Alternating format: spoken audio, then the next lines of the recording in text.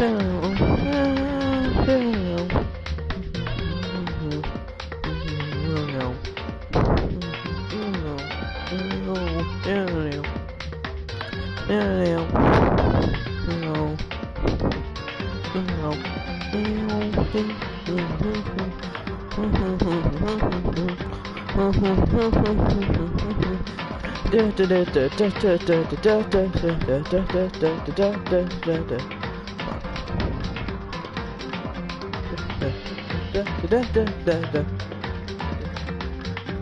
gonna turn down the volume.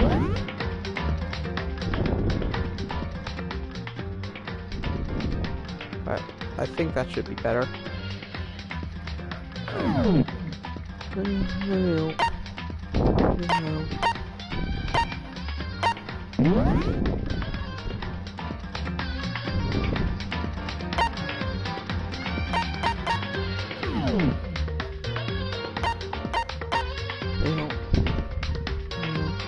Yep, it has been a while.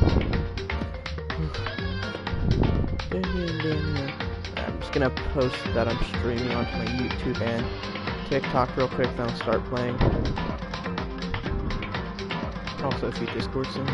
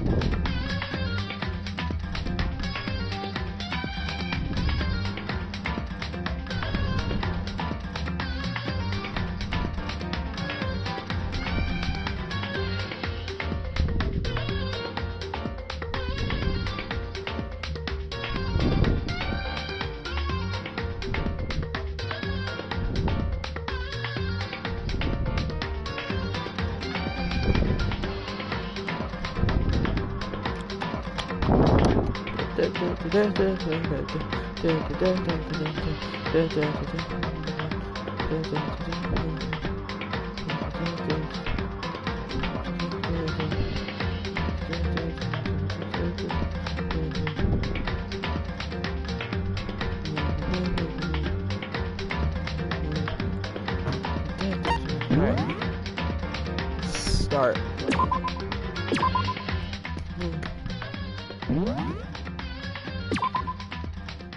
Alright, last time we just... Yep.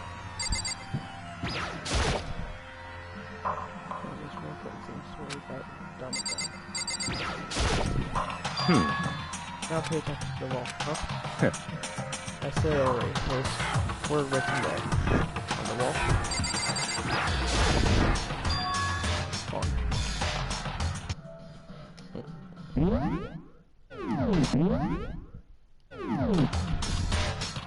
Word blood rust is written on the wall in blood. So...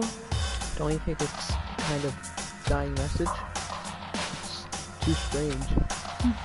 But no, the thing about writing blood rust in blood doesn't it sounds kind of familiar? Murder fiend kills again using a bizarre brutal method. And screams the word blood rust is written in the victim's own blood. The record goes to having suddenly slipping away before the police can catch them.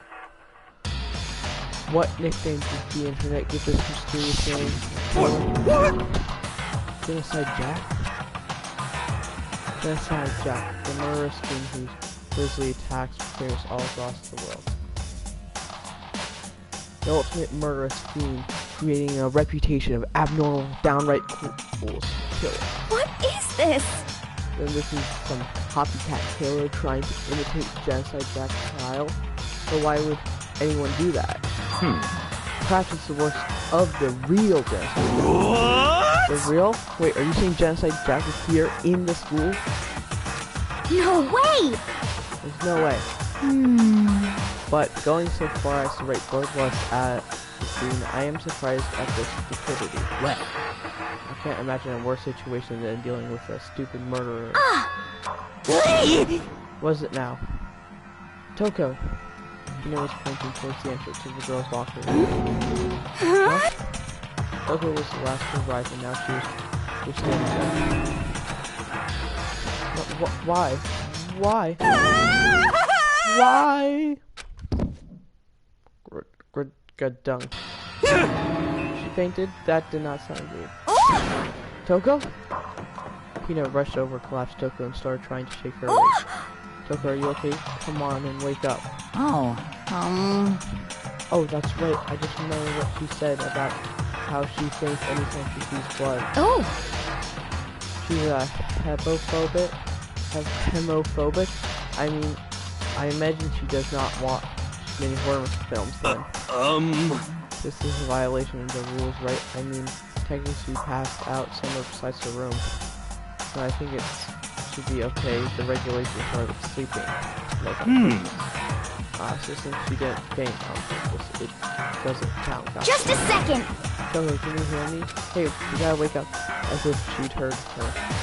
When she saw in the shower, and she literally jumped where she was laying. It was a strange reaction. I was totally lost for words. She leapt straight up. Okay, I need to turn down this. I need to turn down. There's no time flat. Standing up, ignoring physical constriction she had to go through her motions. What?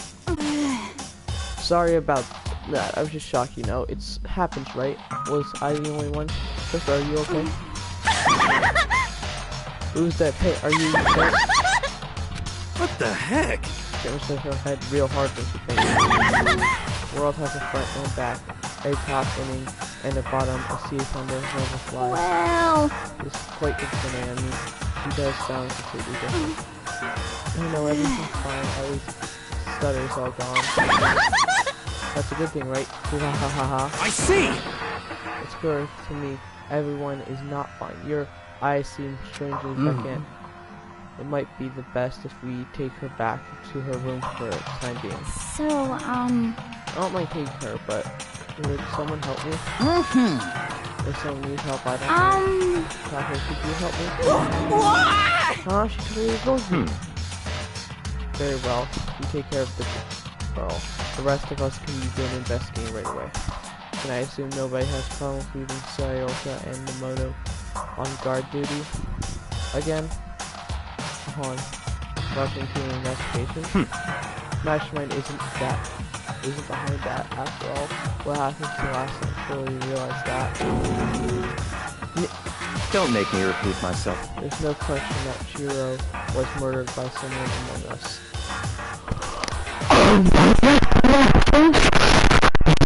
Wow! Wow! Wow! Among us friends. Is that right, Monokuma?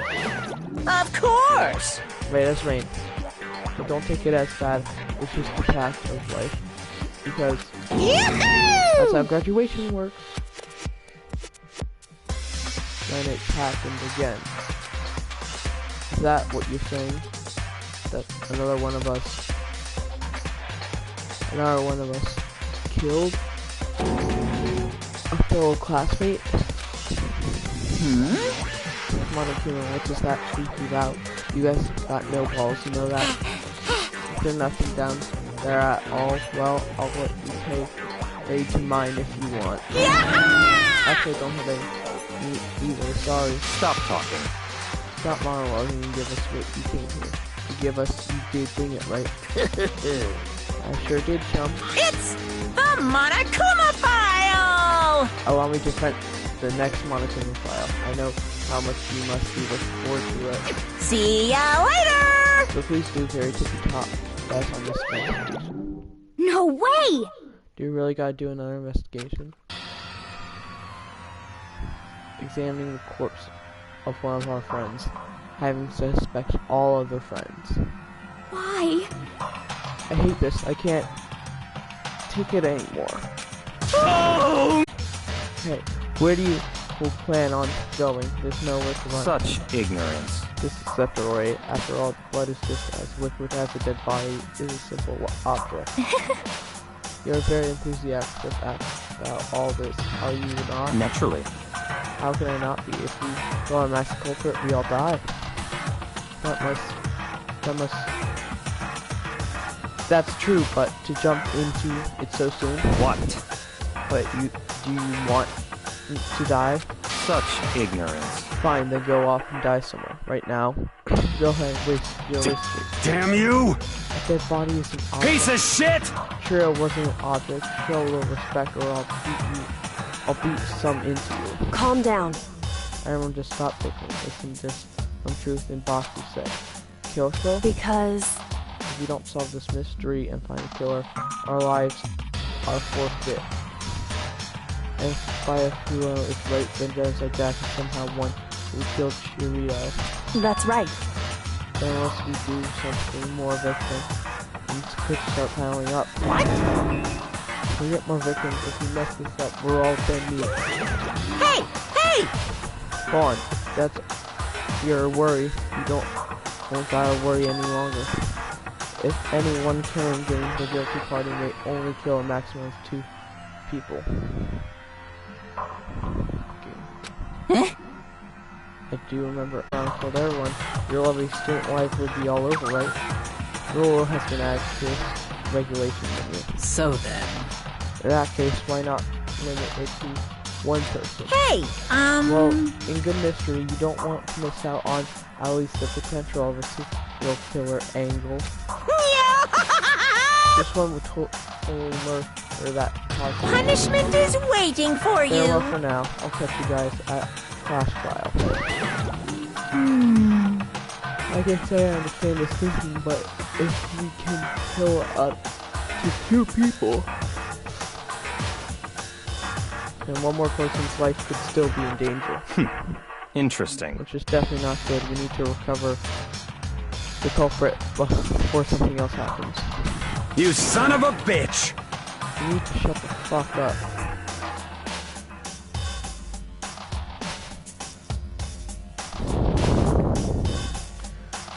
So, Well, for now, Taka and me are gonna drop off Kyoko. Well, at her room. I turned down the volume. Nice, I'm gonna get it dropped off.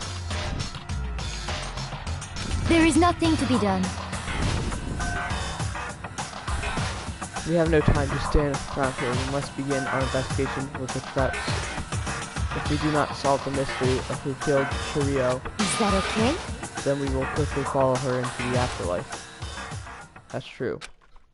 I hate this, but if I want to survive, me and everyone else, we have to do it. We don't have any other choice. First of all, I better check the Monaco files to see exactly what's going on. Victim trio was death was estimated to be around 2 a.m.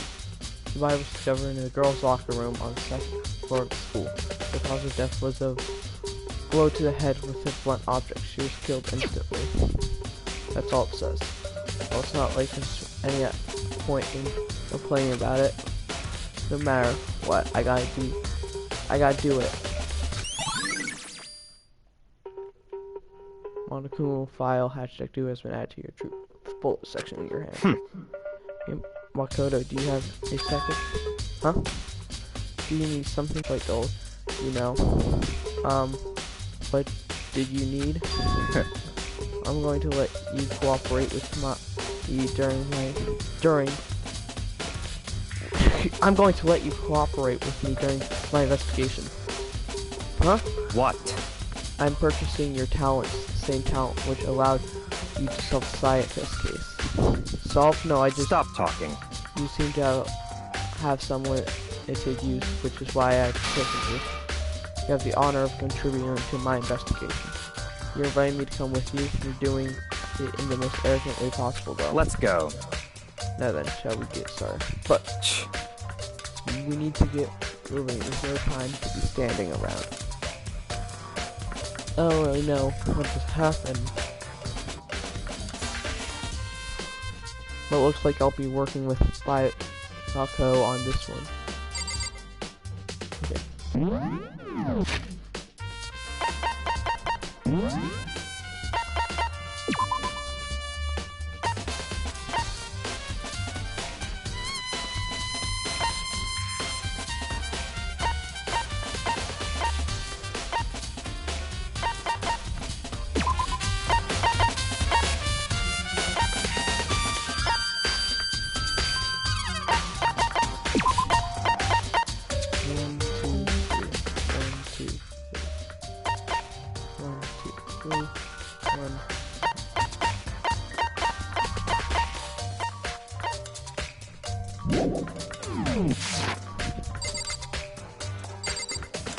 That should make it easier to hear my voice.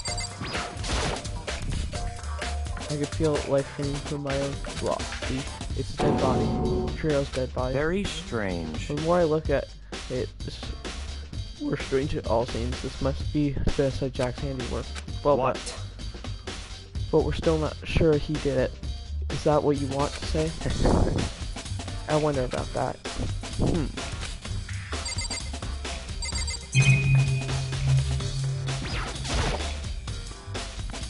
There's no valve flowing.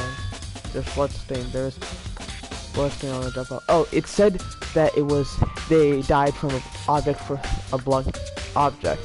That seems like a pretty good option, and there's blood on it. There's bloodstain. There's a bloodstain on it. Monaco said a blow from the head with the blunt object. This one killed him. Does that mean the stone from Bell was the murder weapon? Right. I don't imagine it could have been anything else. Locker room dumbbell has been added to your truth bowl of your student handbook. Okay, let's work our way up. There's a fresh blood stain on the carpet. It must have been splattered with blood during the murder.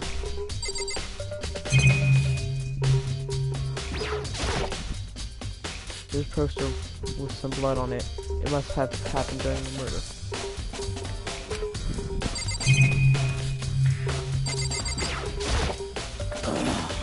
I use this locker room all the time. Now it's become a site of trio theft. Why was she killed in the locker room? Actually, if you think about it, she could have been killed somewhere else, then carried here. She was very light, that's true. It would have been hard for someone to carry her, but still. I still think she came here on her own by choice. What makes you say that? She's been talking a lot about how she wanted to get stronger. So you're saying she came here to exercise? According to Monaco, while apparently she was killed around 2 in the morning. Would she have been exercising that late? Perhaps. Tina or myself are usually in the locker room during the day, so she probably avoiding it then. Avoiding it? Although we invited her to join us more than once, she never showed up. So I can assume she was trying to avoid us. And instead she came to exercise in the middle of the night. However, Perhaps it was difficult for me to imagine she would have come alone. She did want to start exercising, but she specifically mentioned she couldn't do it by herself. She needed support from others. So you're saying she could have come here in the middle of the night to train in secret, but she also would have come with someone else? It's possible, I think. Sakura's account has been added to Truth Bullet of your student handbook.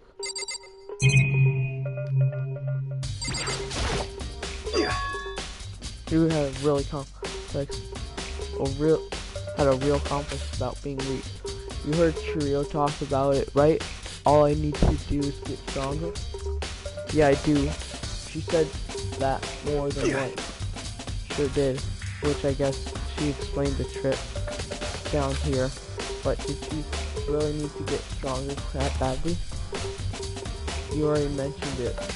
But she was a girl. After all, most girls aren't that strong. I don't know. I haven't really thought up that stuff. The cause of Trio's complex. Can't help but wondering what it might be. Malikuma's account has been added to your truth pool. Now I believe it's time for us to move on. Huh? Already? What? Two clues wouldn't magically appear by staying down here. We need to check every aspect of this. Okay, that's true, but Let's go. if you're unsatisfied, let's hurry and proceed. Be so close, I caught up with the wrong person this time.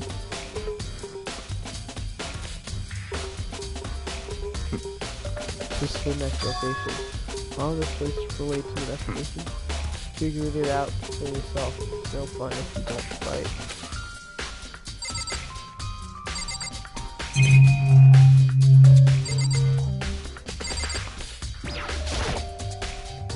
Maybe the gun was used notes if possible. Which surveillance camera. Even as Cheryl was being murdered, I bet the mastermind was sitting there watching. They know what happens and they're still forcing us to go through this.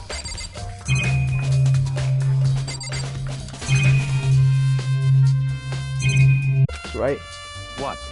If you have an issue with it, you should take it up with my pillow. He said that quickly and sharply clapped his hands. Did you call for me? He called for me. Has he been domesticated? That's right. It seems that Makoto has a question. You for need something? Sure, what's up? Well, it's about this card reader. Yep. This card reader have all been designed to interfere with your e-handbook.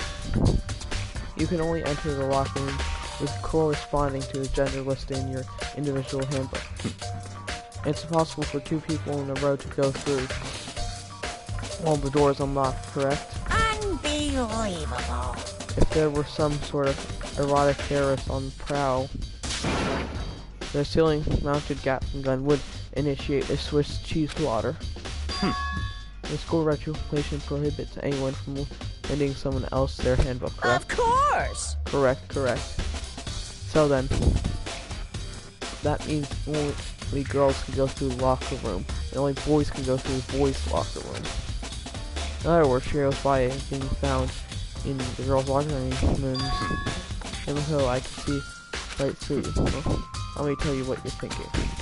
Since Shiro was found in the girls' locker room, the killer must have been able to get So, in there. in other words, As such, the killer must be one of the girls. If you get it right, such ignorance. good lord, you're simple. But am I wrong? You should pay closer attention to school regulations. The answer has been in front of you the entire time.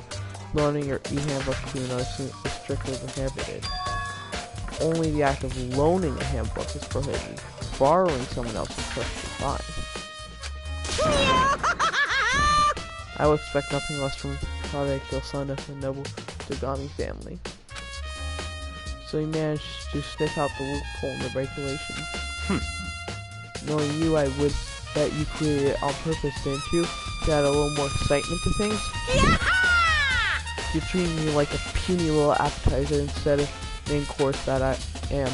Now then, since the dead can't actually talk, there's not people anymore they're saying. Yep. Get it? Got it? Good. Wait, hold on.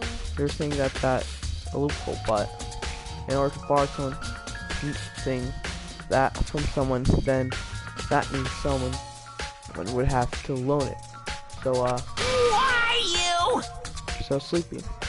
Just listening to you makes me want to pass out, be more like Bayakun and get your poop together. Unbelievable. Or else I'll charge you with symmetrical attempts. Now, more questioning. Figure out the rest on your own damn self. That's fine. Well, I know you are unfortunately lacking in mental faculties. I'll fill you in myself. Let's head to the main hall. The main hall? Now I'll help you understand what's going on. Carver has been added to your tooth bullet. We came in to the main hall. So what are you looking for? Does that mean I have to figure it out on myself?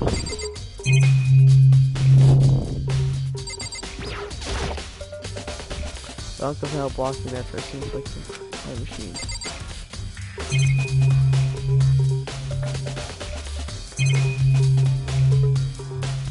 Violence on it? There's no waste like the guns. There's mailbox here. So there'll be something inside. It's an e-handbook. Oh wait, there's 3 of them, but what are they doing? So you finally found them. Did you know these were here by code? Happened to find them by chance myself the other day. It seems there's a system in place where the handbooks of the dead students get delivered to this mailbox. So then these 3 handbooks belong to Junko, Leon, and Sayaka. You can go ahead and confront it or yourself. Immediately turn on one of the handbooks, and I did. Sayaka Musako. Right, this is Sayaka's handbook. Now do you understand? This is the key to the loophole that revealed early. I feel I'm starting to get it. Pay close attention to regulations. Your answer has been in front of you the entire time. Loaning your e-handbook to another student is strictly prohibited. When the act of loaning a handbook. The act of loaning a handbook is for borrowing someone else's. It's perfectly fine. I see, yeah. Now I understand.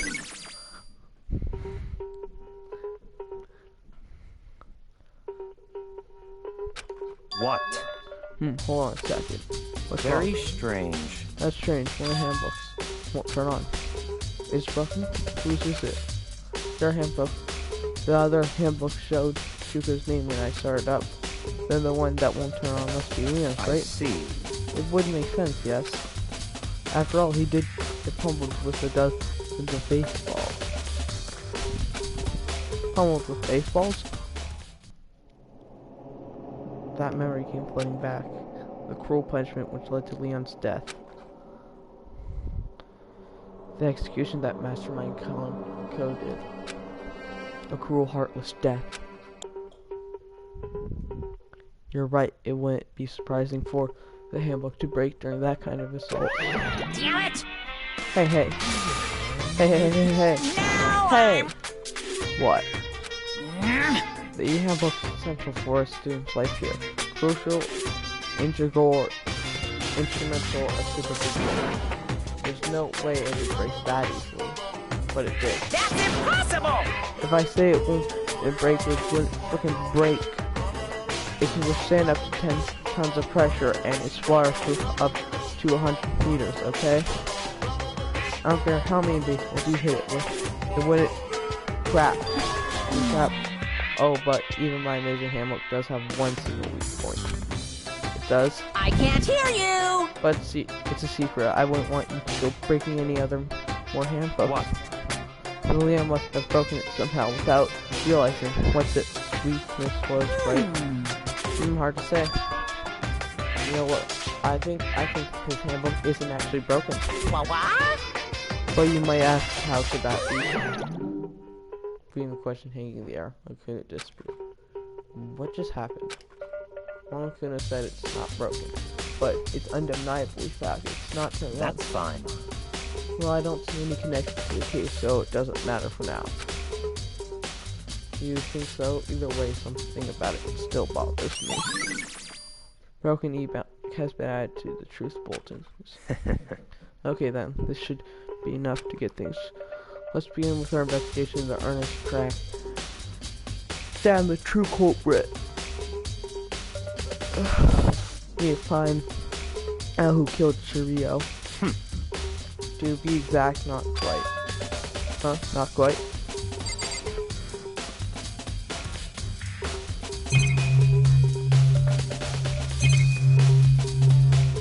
I guess check the guns.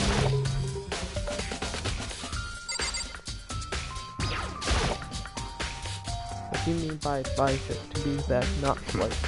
Firstly, I want to reveal Chirio's killer, but more precisely, I want to discover the true identity of Genocide Jack. Then you really think, you truly believe Genocide Jack is the one that killed Cheerio? Don't make me repeat myself. Absolutely, I have no doubt Genocide Jack's corporation. And I have a basic belief, I assure Genocide Jack.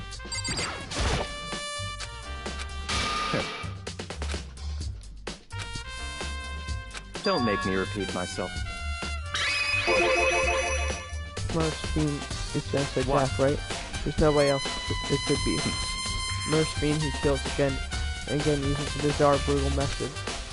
There's like a ghost attacking suddenly, then slipping away before the police can catch up to them. And what nickname did the internet give this mysterious killer? Genocide Jack. They say he's killed thousands of people, but that's gotta be an urban legend. Still, could one of us really be demented killer like that? You're not wrong to wonder, but words mean little right now. I have something that will prove it, and I can show you.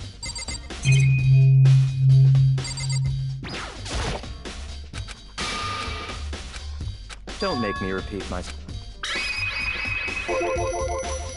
Is there really proof? There's someone I'd like to case too. This will provide all the evidence. It's all you need. clear now. Evidence that Genocide Jack is the one that killed Trio. Evidence does something like that, really? You too. Big trouble. Need your help. I don't have time to play with you. We're busy. Leave us alone. I mean... That's emergency. Emergency. Come on, you gotta help me. Please! It's serious emergency. Please, you gotta help me.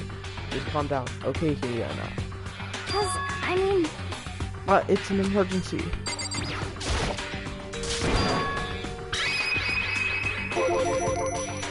Emergency, what happened? Well... Something wrong with Toko. She's acting super strange. Well, I mean, she was acting pretty strange earlier, right? What should we do by it, though? Very strange. This is Toko. I must admit, I'm intrigued. I suppose we can take a second to see what's going on with her. Are you sure? Don't make me repeat myself. I didn't expect that. I thought for sure he'd just say no. That'd be the end of it. Yeah! Okay, come on, hurry. Wait for us. Let's go. Okay. It looks like she's headed to the dorms to Toko's room, most likely. Do it.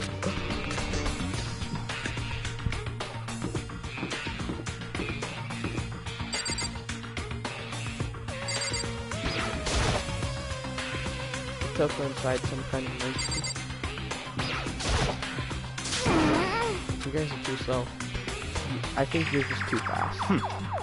So what's the emergency? So, Well, after what happened in the girls' locker room, we left Toko in her room so she could ride home. After a while, we came back to check on her. You know, see how she was doing, but when we did, it was weird. She refused to come out and kept saying all this weird stuff. That's fine.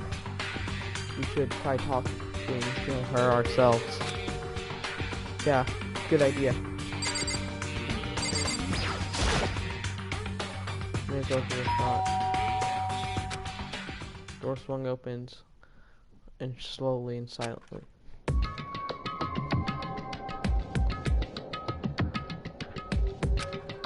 Holy crap.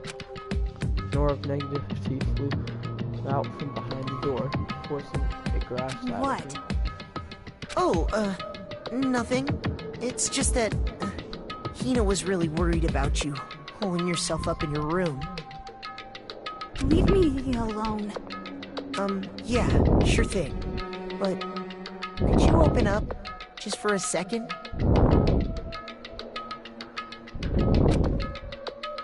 Won't allow it.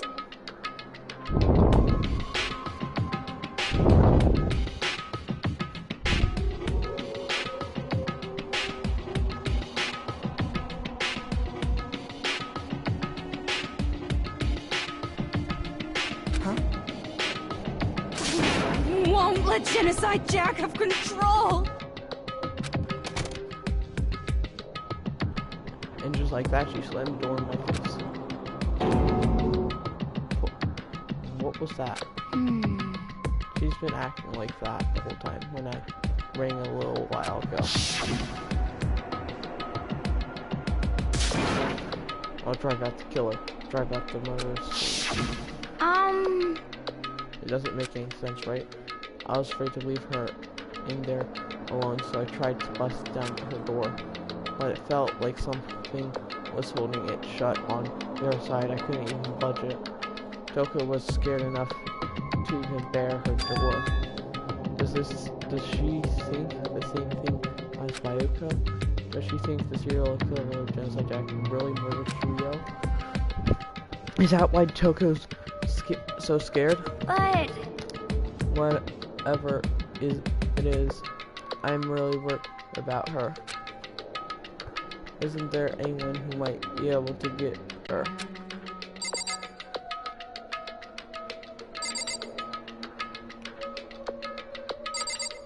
It's so fun, like, it just like stays still for like a second.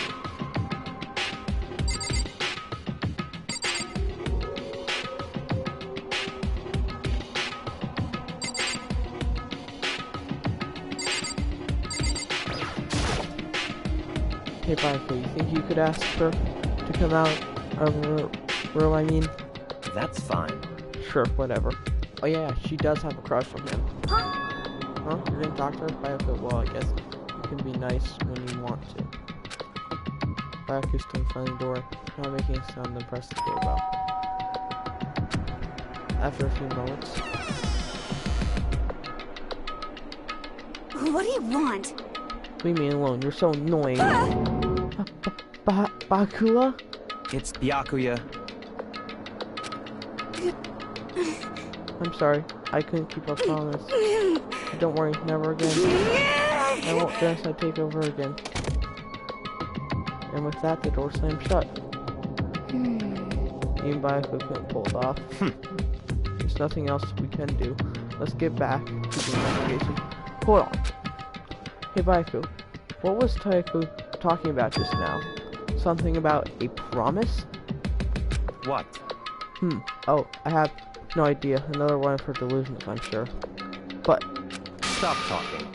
if you say I don't know, that means I don't know. I just let Hina take care of her. Yeah, okay, I'll stay here and keep an eye on her. Let's go. Well then, let's go. Without waiting for a reply, Byaku sped away. Byaku! And I heard his tiptoe.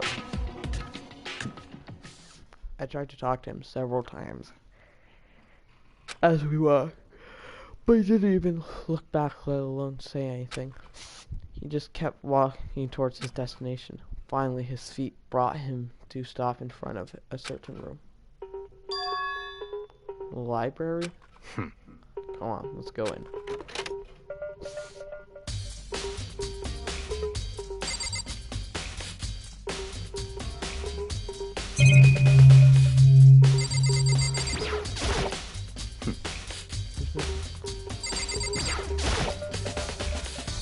The evidence that proves it was Genocide Jack really in the library. Don't make me repeat myself.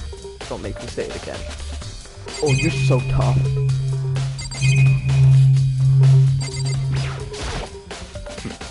There's no point in checking there. We need to find real clues.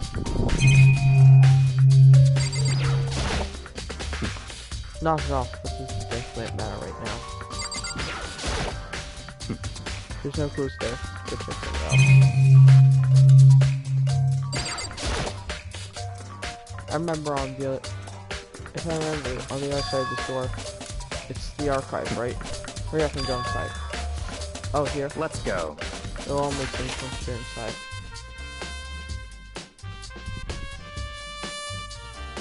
Well, there's so many books and files. There's so much dust, too.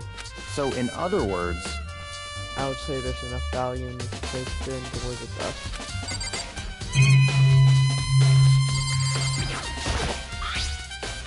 There's no box, it's empty.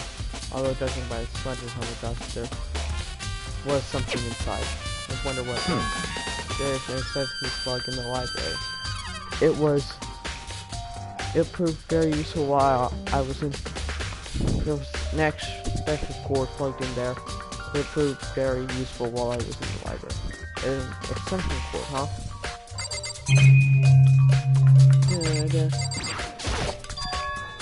Huh? I guess right. Oh yeah, it's the same one I saw Byaku using in the library before. what? You have a problem with that lamp? It was here before, then I moved it over there. It's too dark over there, so I thought I'd put it to good use. Sweet. There's self-stuffed type of files. Without really thinking about it, I picked one out. Huh? You have a sharp eye, indeed. Need to select that file. Huh? That's right. That's the report on a presidential assassination. The original is kept in the National Library. It won't be declassified for 30 years. Are you sure you want to look at it now? There's no telling whose crosshair we might wind up looking at it. Without making a sound, I returned the file to the shelf.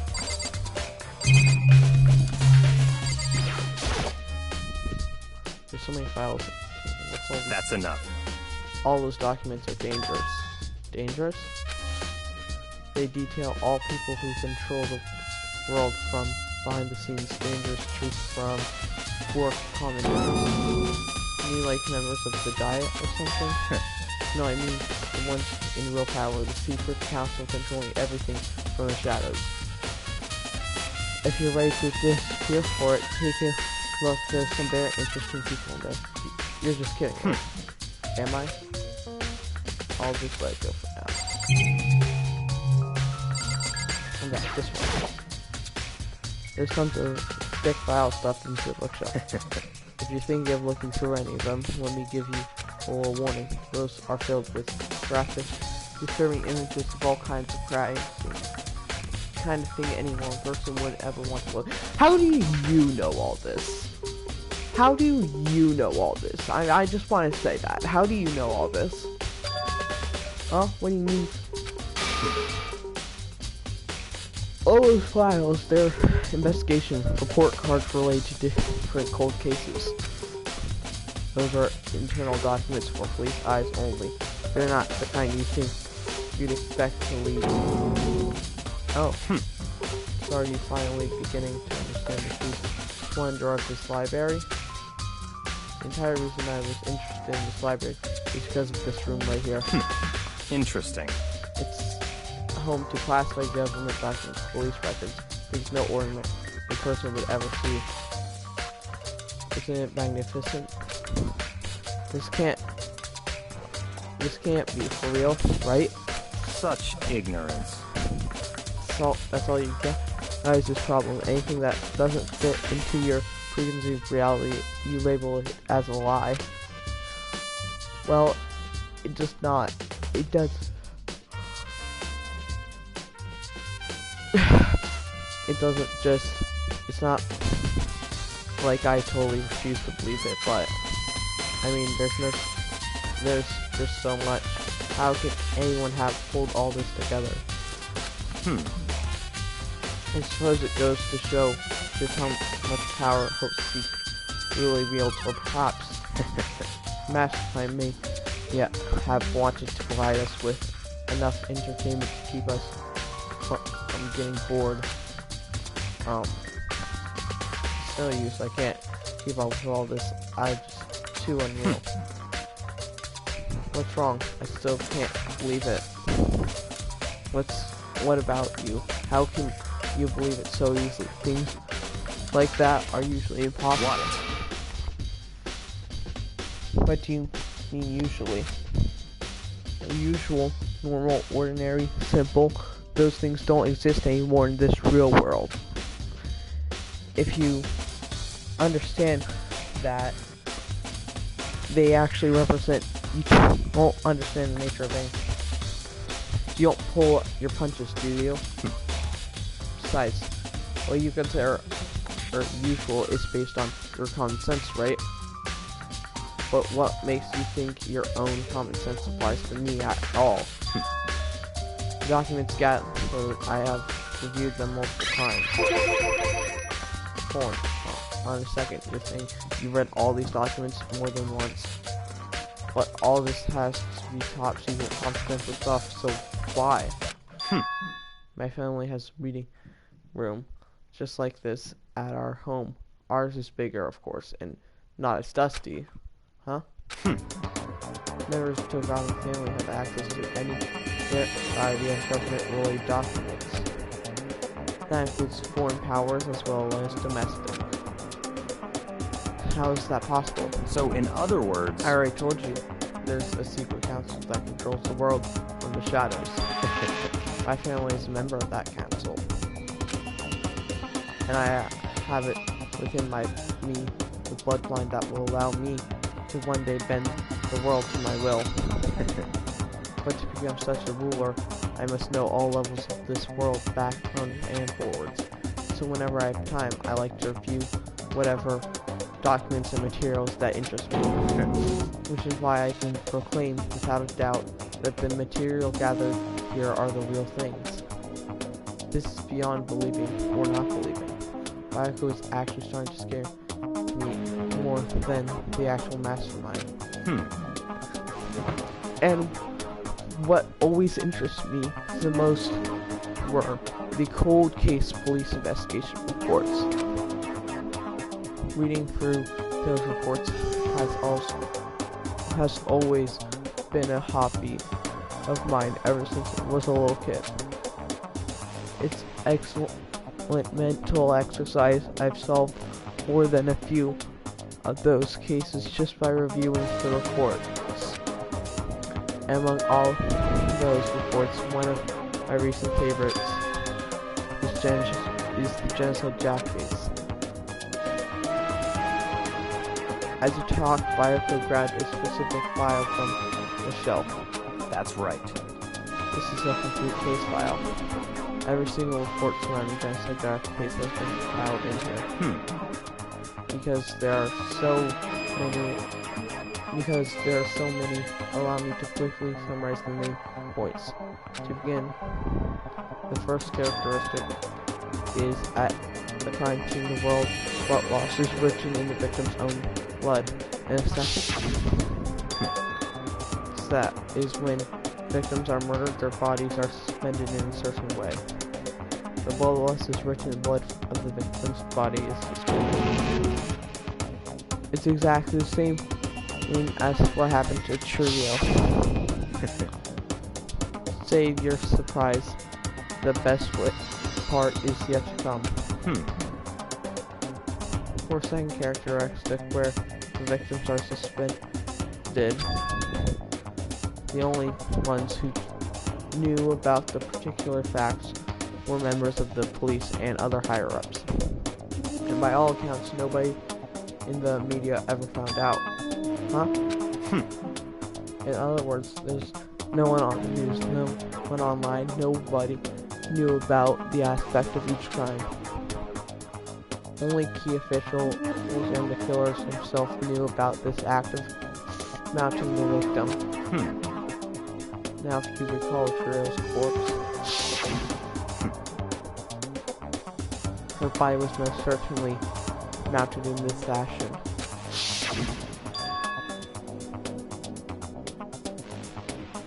So how could the killer have known about suspending the victim? That's right. That's the DK question. Well, in fact, the answer is quite simple. So, in other words, the culprit isn't a copycat, it's the real Genocide Jack. in other words, That's right, there's the evidence that Genocide Jack has hidden himself among the rest of us. That means Genocide Jack really is such a brutal, fiendish killer, really walking around among us. interesting. Things are really starting to get interesting. Aren't they? I never imagined a killer with such a reputation would ever become part of our little gang. Now, don't you think it would be good for you to take a look at what I've already seen? You might just manage to ferret out a clue or two. Such ignorance. If you get down on your knees and beg, I might even show you myself. Oh, Daddy, Bioko. Oh, please tell me everything you know.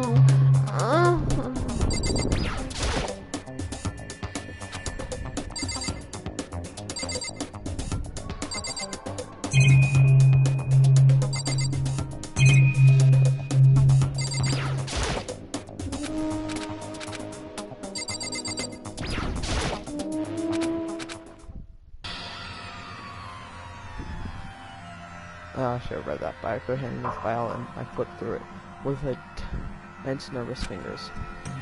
Finally, my hand stopped. I reached the page with photos from the scenes that each friend had all been collected.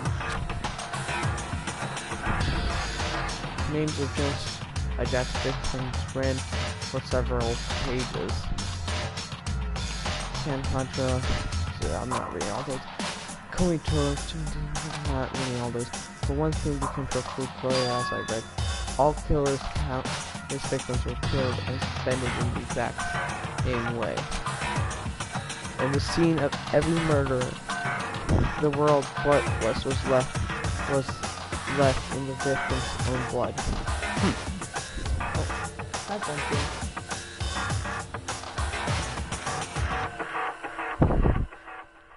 Now take a look at the next page, and you'll find another interesting tidbit.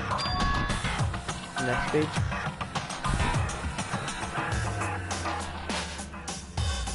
Profiling results. All crimes took place either on weekends, at night, or during holidays, either day or night.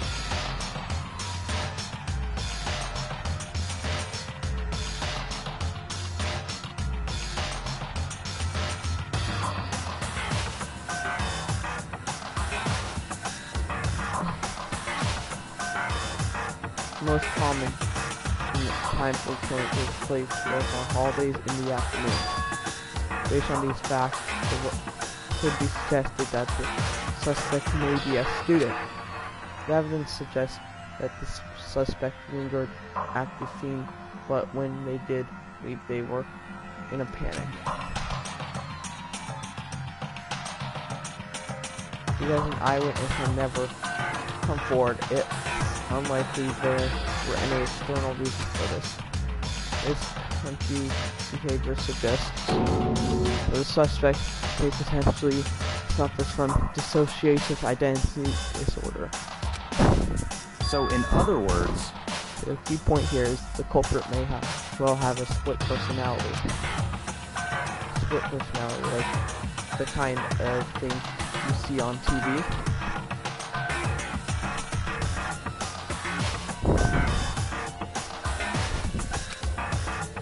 It's part of a totally unbelievable story, but this was way more unbelievable than anything else up till now. Or maybe it really isn't, I don't know. I feel like my mind has gone numb. Because my Jack's case file has been to truthful section of your handbook. let's go. Alright, we should get going soon. Huh? Where are we going? Anywhere but here. We finished our fitness here. But fire code! As usual, Bio could turn the lift without another word. I hurried out of the library to catch up. Well, this is where we part ways. I have some things I need to take care of before class route. Huh? Just all of a sudden like that? I don't have time to play with you. Come on, enough of your annoyingness. Appreciation. Did you really think you'd be scared the whole time? Take responsibility for yourself and do something useful. Move the investigation forward on Goodbye. Oh, goodbye. Just like that, he was gone. Just as quickly as he had asked me to join, he cut me off. In the end, I felt like I was just something getting tossed around. At the same time, I'd uncovered some really important clues and things. Eventually, Jack, he was the one that killed Cheerio. And that murder is one of us. But who is it? I have to find that out no matter what it takes. And to do that, there's somewhere I have to go. Investigation one more time. We have to go to the crime scene. The girls' locker room. I should check the boys' locker room too. Others might have come up with some info I might find useful on at it. I didn't find anyone not like it. Wait, so hold on. So, if it's possible for the killer to be male due to the notebook thing, let's actually like change up who we think it is. Now, since it's possible for thing to be male, I actually am going to assume they're male, because that's just usually how games like this work. So it could either be him. So I don't think it's Bayako, because he's like kind of helping us.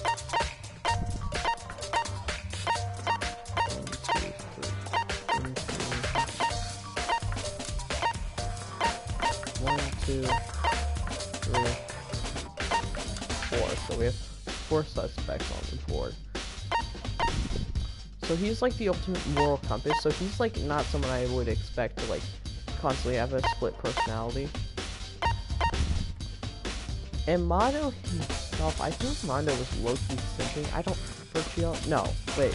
Was he? I don't fucking remember. It's been like a month since I played this game. I don't remember. It's been hard. I think he was like rude to her, actually. I don't know what the fuck I was thinking. Okay. Shit. Okay. So Mondo. So it's either Yoshiro, Akuro, or Mondo.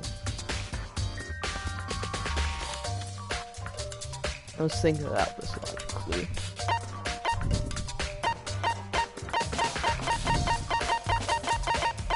Who would more likely have a secret that they would absolutely not like to be given out? He probably would have. He wouldn't care what secrets came out. So that means it's either him or him. Let's go find more evidence.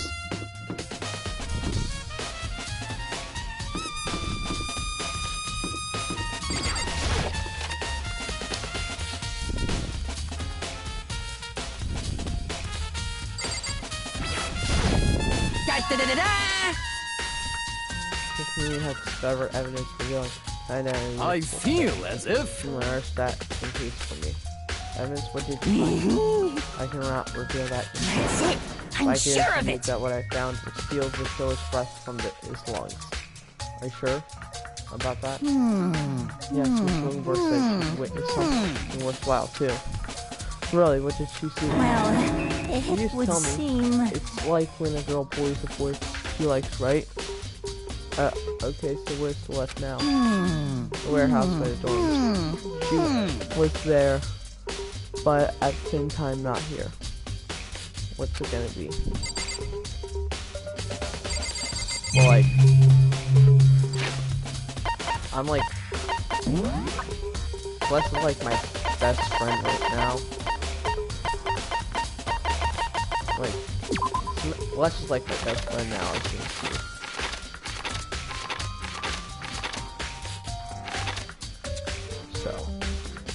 Hot dirt. There's strange stain on the carpet. What is it? Boys' locker room carpet has been added to the truthful section.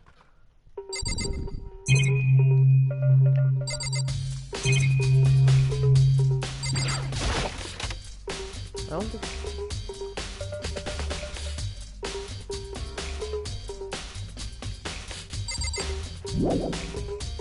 Let's see if there's anything here in the pool. Is there anything else that might be useful in here? Doesn't seem like it. Yeah, nothing useful. Okay. Let's check the girls' locker room again real quick.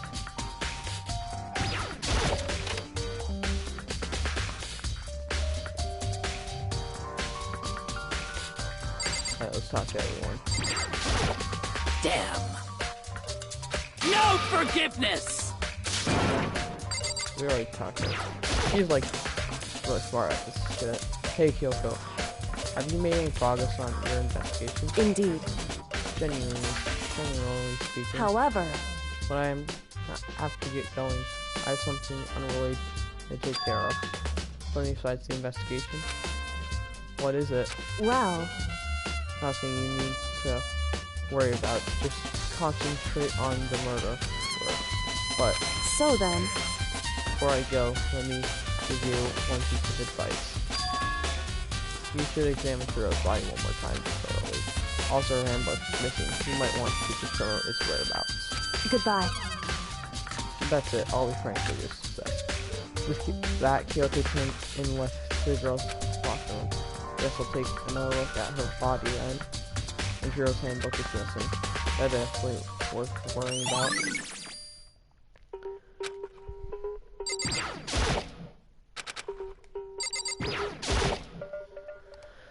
Kyoko said I should examine the body one more time.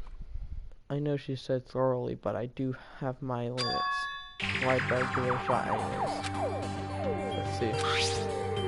Kuro's hands are bound with what I can. She has a dick!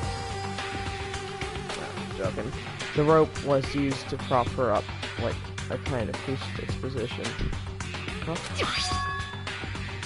The rope. I don't know. Wait, is that like... Wait, the boss in the archive room. Wait, so then this is no rope at all. More things about it. More of that. Not the only thing associated. Heroes stay out interested with forge ahead. And things someone starts from the head in order to kill her. That's right, there's the issue of her being suspended and the fatal blow. At first, I didn't see any reason to think much about it either of them. But seeing them again after looking through the genocide doc file, something's not quite right. What does this all mean? Well, one of the things most likely to tie all mystery did is the true nature of the rope that was used to suspend Hero. And figure out if there's a certain place I need to visit with her. Plus, it might help to look at genocide case file one more time. You have anything? Oh yeah, alright. Stop there. Oh. What else do you need to check? This poster. Let's see poster. The blood is most noticeable part. But the big breast swimsuit model is pretty noticeable too. The girl's locker room doesn't seem like the kind of place where you'd find something like this. Oh, but wait, that reminds me, the poster in the other locker room is... That's right, there's definitely something strange about it. The boys' locker room, this poster is a bunch of popular boy bands. The girl locker room, this poster of big breast swimsuit model. Posters have been switched? But if they were, why? What reason would anyone have? Maybe I should talk to someone who knows a little more about the locker room.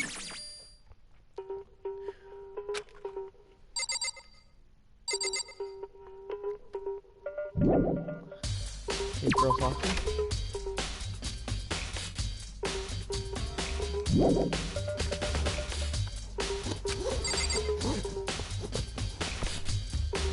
What else could there be in here?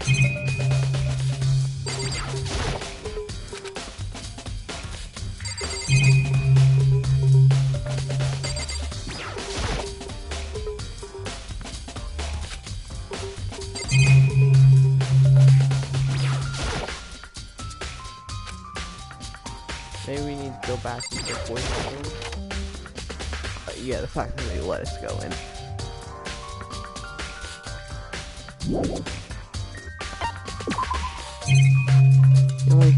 There's only thing in here is this. It's really strange. Voice like one more popular for that. Guess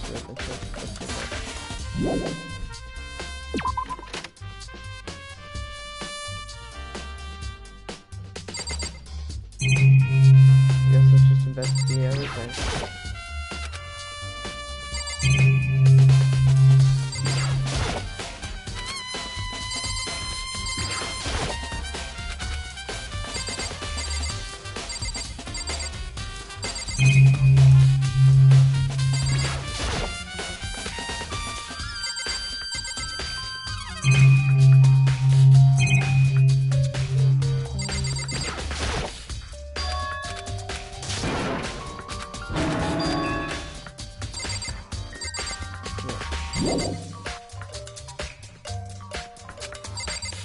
What else could there be? I feel like I've investigated everything.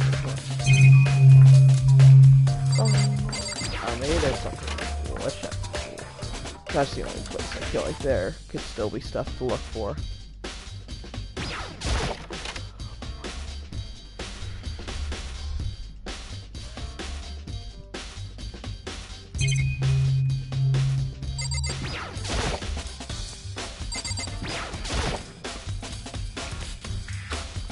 Guess not.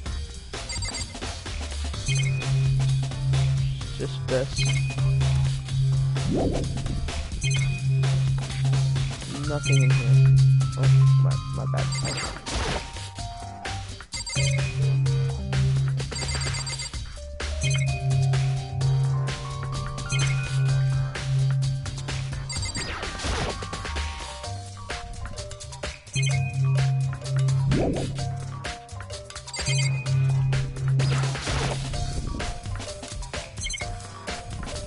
There's nothing.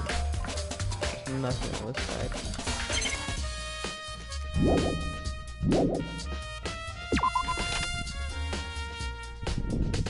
Yeah, let's just investigate everything. I guess that's like the only thing what we can do.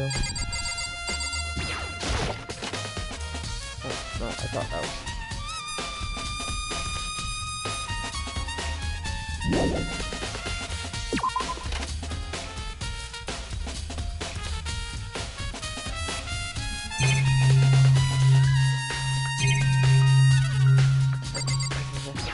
This.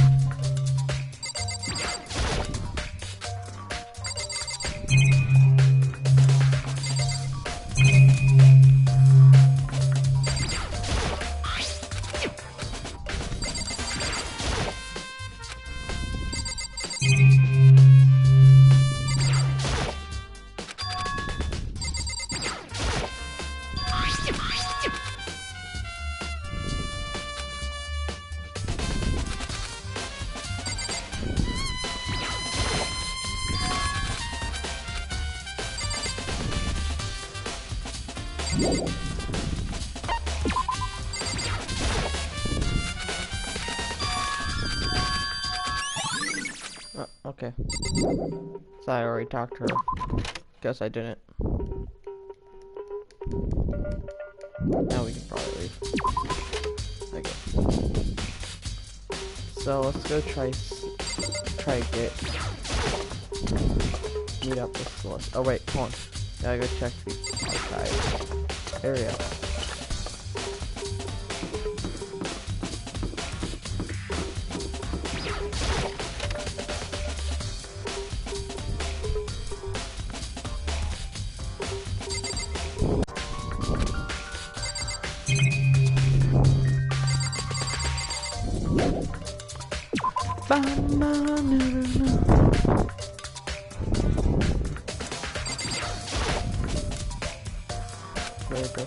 Maybe there's some kind of clue here. That's not.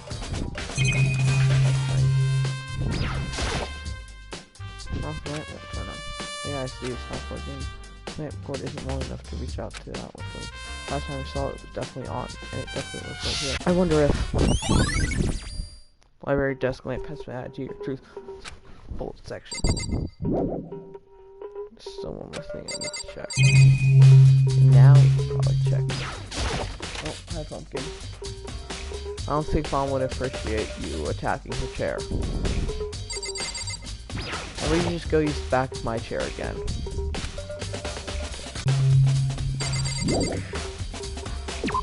I think there's one more thing in this room specifically.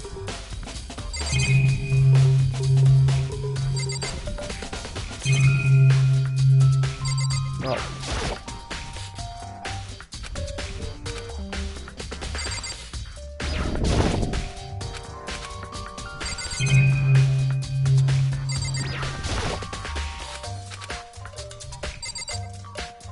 Oh, Pumpkin, I kinda need to read. You are, like, I appreciate you being here and all. I love you and all, but like...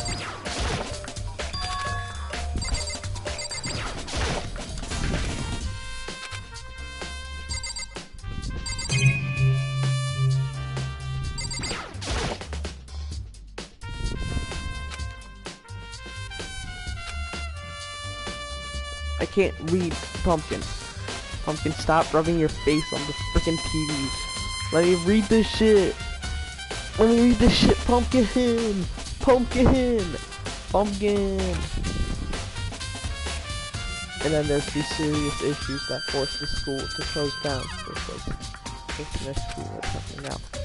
Imagine those if we can figure out why they would impose us all will be long for.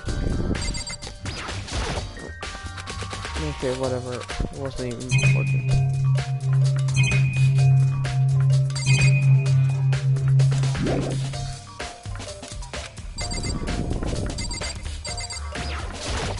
Oh right, the Yin Jack file thing.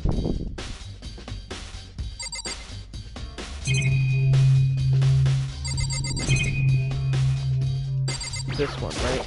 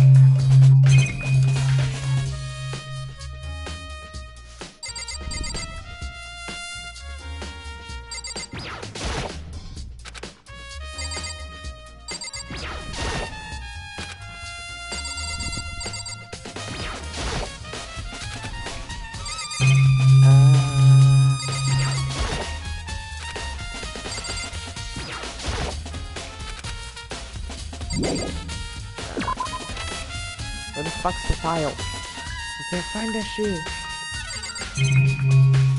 Okay, just examine everything. Oh, what? Oh, okay. I guess I did something. Okay, now let's go check the warehouse. I think if I remember correctly, the warehouse was like over in like the dining area. How unfortunate. Maybe we should test our embarrassing secrets after all. Damn it, I'm sorry, Chiro. It's all because I was strong enough. Well, what was your secret?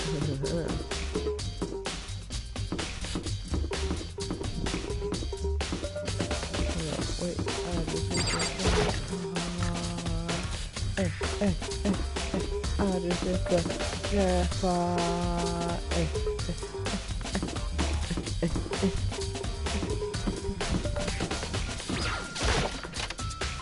So plus is here, right?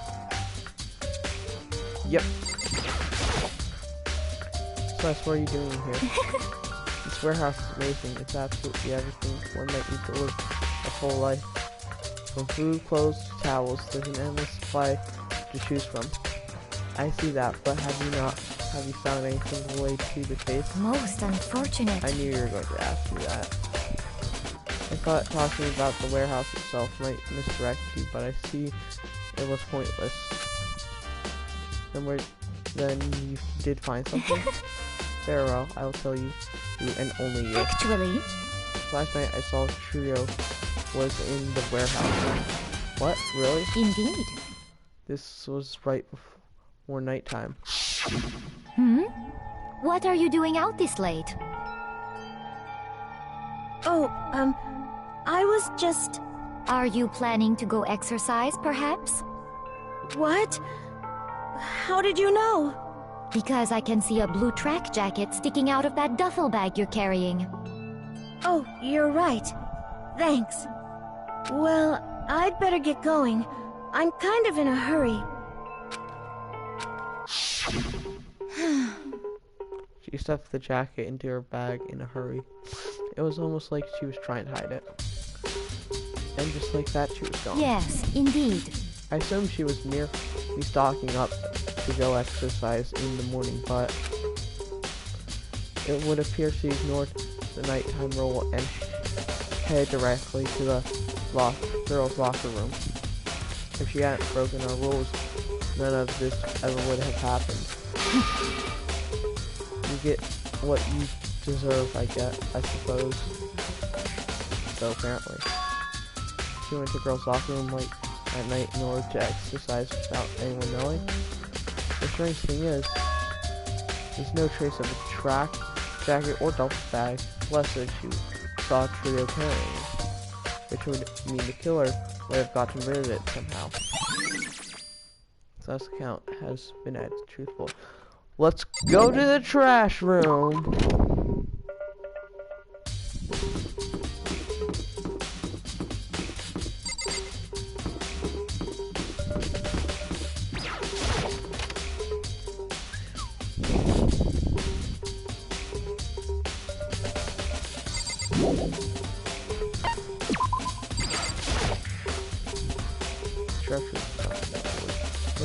Wait, I can't actually get inside. Anyway, it's not always the case, there's no way left.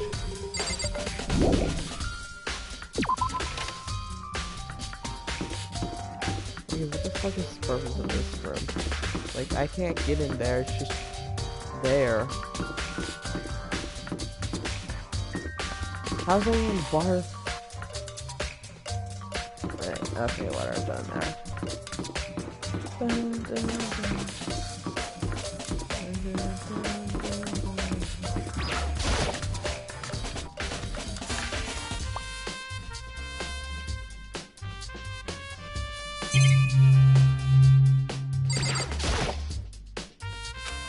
One of them has been lost, but they can take it inside.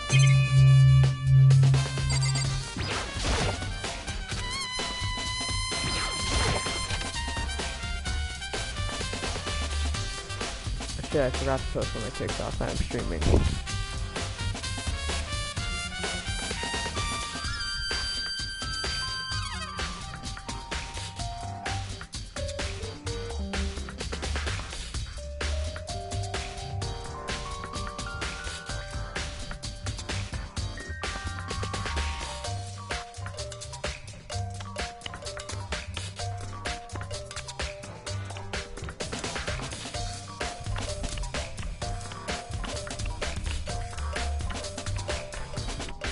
Yeah, fucking post shit on it. I don't care.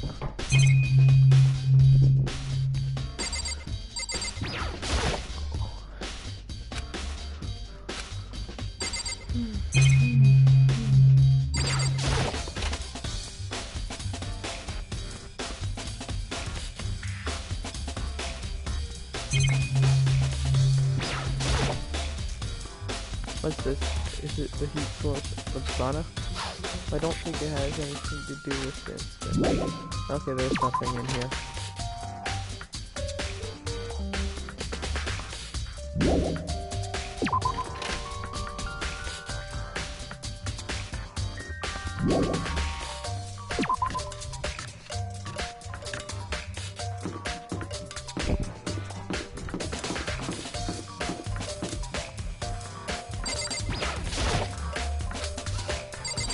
Okay, let's check the dining hall. Let's just try finding people for accounts and shit. Oh yeah, how's Toko doing?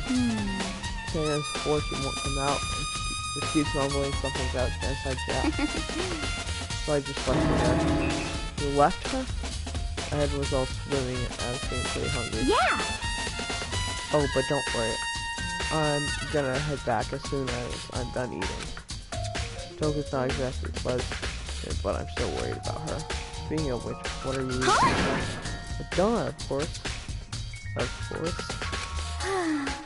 There's two things I'm sure God created. Outer space and donuts. Really. I bet Trio would have liked to eat more donuts. Maybe that was her one big regret. I should have tried to spend more time with her. Come to think of it, who did she spend time with? Well... Yeah, she was a little bit strange. Didn't she really hang out? Didn't really hang out with much girls anyway. It was like she was trying to keep her distance from us. Actually, Sakura said something familiar. She said she, even though you and her invited Hiro to exercise with you, she always refused. Yeah, totally. Yeah, it's true. It was just us either. It was like she stayed away from all the girls. Was she just shy? I don't know, she talks to boys all the time. Isn't it kind of weird to be shy around your own sex, but totally fine with your opposite gender? She might just be a lesbian.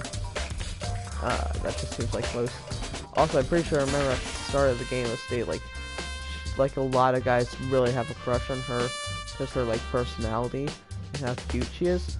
So if she's like totally fine around multiple genders, I feel like she would have a boyfriend, but she doesn't. So maybe she has a girl. Maybe she's like a lesbian. I don't know. That seems like a pretty reasonable option.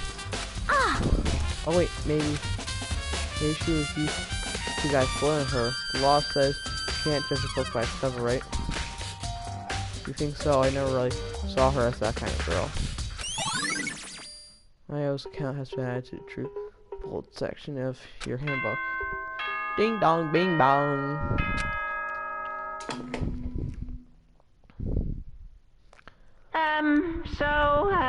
I'm getting tired of waiting. Shall we just plunge right in? It's the moment you've all been waiting for! The class trial! You remember where to meet, right? Please go through the red door on the first floor of the school. See you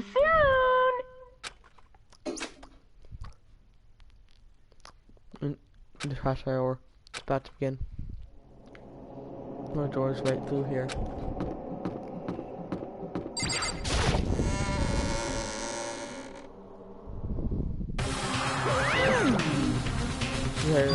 What? Are we blind? Or are we missing something? Yo. Yeah, Toku's not here. Yeah, Toku and Toku is... You guys don't remember? Come on! Okay, I'm just kidding. How could I forget about that little nut job? She's a crucial part of Clash Royale. What are you gonna do? Okay, I'll just drag her out here to the screen just one more please. Maybe like that minutes later. She'll be okay dragging Toto. I told him I didn't want to, but he forced me. I can't believe you guys girl. Terrible, you terrible. Whoa. Everyone's here, right? Again, hustle onto the elevator. Let's get the show on the road. I'll see you guys down there. Let's go. So, shall we get going? It's time found who killed Shiryo. Shiryo? Shiro Fujisaki. She was so gentle, so calm, and meek. No way I had any problem with her. Someone made the choice to kill a girl like that. That murderer is one of us. Someone standing right here. Hey, come on. Something tells the man looks so worked up. There's something odd about this video. I don't think a mere shock is enough to explain it. As you explain, workers show us how far you logic can take us. I guess I wasn't much help after all of this one to do.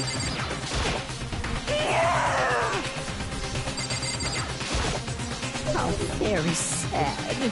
Again, let's admit to being too she was quite remarkable. Of course, just the idea of being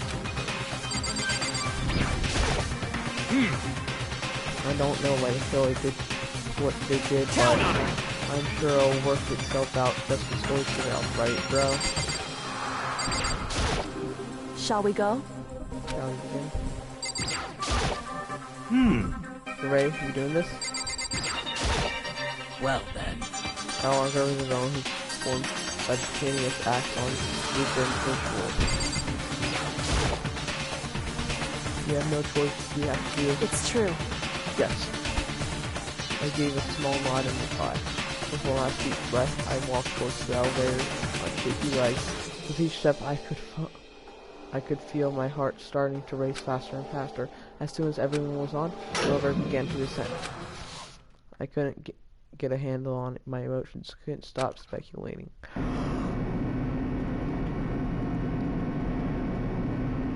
The steel box sank with heavy clunky sounds deeper into the ground, and went deeper. The uneasiness in my heart grew bigger and bigger. Bob Fisher. The elevator was unaffected. However, to continue to descend without hesitation until I finally it came to a sudden stop. What do you guys think? I'll be great. Isn't it fresh? Isn't it exciting? Don't waste our time with stupid questions. Let's get this over with. Good. Raring to go. Gotta say, I don't hate that. Not at all. Well? Okay then, let's do this show on the road. Thrills! Chills! Kills! Aaron, please find your assigned seat. And so, the curtain opened once again. A deadly judgment, a deadly deception, a deadly betrayal. A deadly riddle, a deadly defense, a deadly fate, a deadly class trial.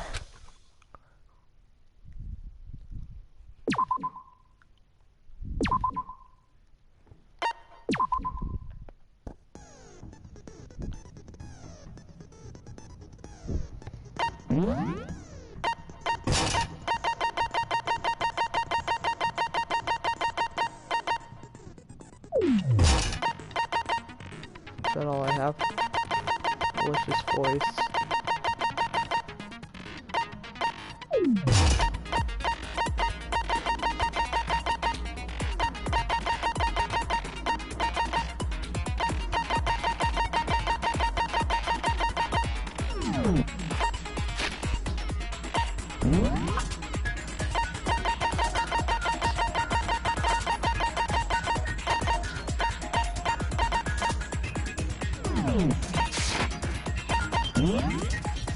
That is you shit.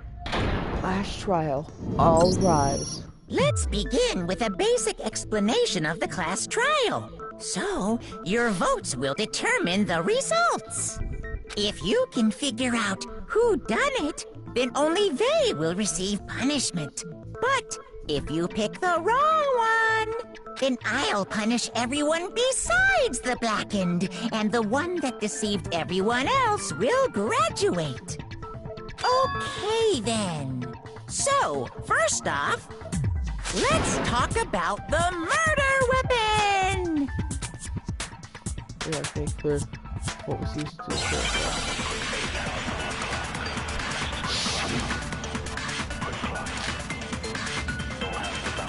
Chihiro's fatal injury. It appears it was a head wound. According to the Monokuma file, the killer used a blunt instrument. What button? What button? What kind of blunt instrument could it have been? I bet it was an iron pipe. Interesting. That certainly would make for a powerful weapon. Poor Chihiro.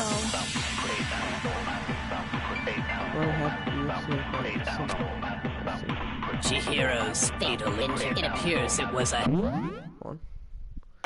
Focus gauge, concentration. Going down R1. head wound. According to the Monokuma file, the killer used a blunt instrument. But what kind of blunt instrument could it have been? I bet it was an iron pipe. No, that's wrong. Break.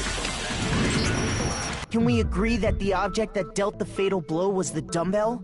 found at the scene of the crime? It was covered in blood. And there was nothing else at the scene that could have caused that kind of injury. And the wound on the victim's head is consistent with the shape of the dumbbell. As far as I'm concerned, there's no mistake and no room for doubt on this one. You looked at her head wound? Yay! That's so creepy! If you don't mind, I will proceed from here. Let's move on to discussion of the culprit. Although, I believe the criminal behind this heinous act is already quite clear. What? For real? Why are you so shocked by who it was? Maybe it was you? Hero's killer is the fiendish serial killer, Genocide Jack. That's a fiendish serial killer. He's very killed with Cheerio. Your element has been added. Now stop the bait the girls here. Absolutely. For this bait, lines of white noise will appear to disrupt your reaction. Your truth will disappear if these hit lines. So think them as obstacles in your bait.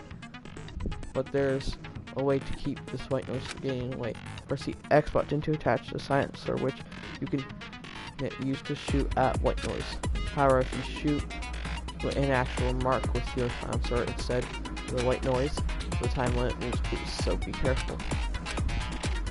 Oh, but if you are having difficulties, that gentle white noise won't appear to all. In which case, you can forget about the time and just focus on the situation.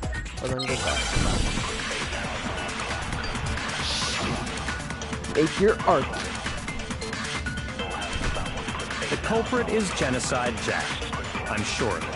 Case closed, as far as I'm concerned. But that's impossible! Why? What makes it impossible? Well, I mean, come on! There's just no proof for it. No, it's wrong!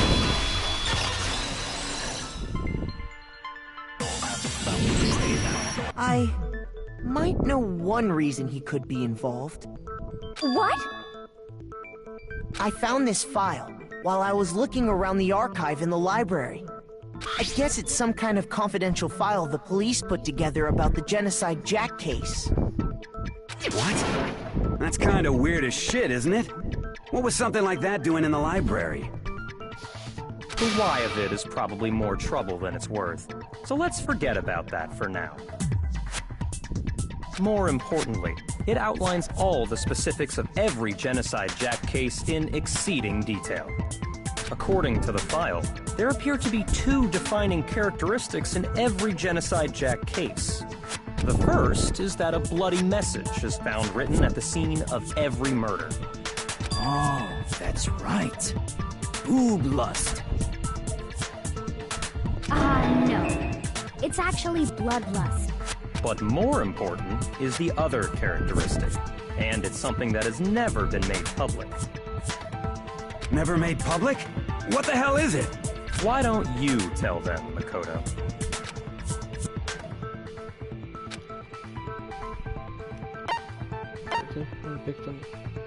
I got it! Apparently, in every Genocide Jack case, the killer suspends the body in a certain way. Other than the killer, the only people who know about this are the higher-ups in the police department. However, Chihiro was most definitely suspended in the same way. So, how did the culprit know about this when only high-level police officials were aware of it? There's only one logical answer I can think of. It's because the culprit in this case is the real Genocide Jack. No fucking way! You're saying Genocide Jack is one of us? Yes. In fact, it's Toko. Son. What? Genocide Jack's true identity is Toko Fukawa. You lie! What? Hey, okay, wait, hold on a sec. Toko has, like, blood Bloodophobia or whatever, remember? What kind of serial killer is afraid of blood? Is Toko Genocide Jack? The answer is yes and no. Another riddle. Man, why is this gotta be so complicated? Well, and I feel like I understand it. You can also not take this. The answer is she's not just one person, but multiple persons.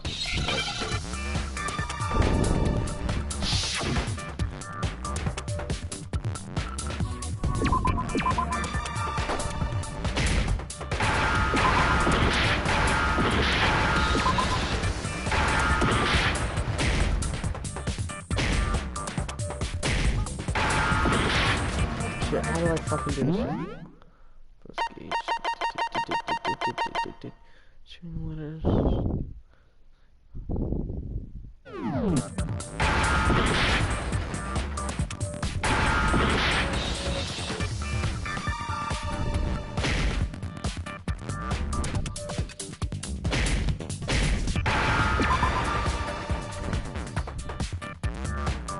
Get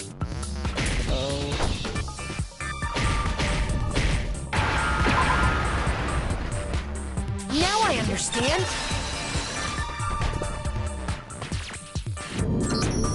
Is it because Genocide Jack has a split personality? Huh? I think I read that somewhere in the file, too. They thought that the suspect might have, what did they call it? Dissociative identity disorder. Oh, okay. But still, to go and say that about Miss Fukawa is... Perfectly acceptable. Toko's strange behavior after seeing the body is proof enough that she has a split personality. one thing that shows Toko could have a sister her behavior. I got it!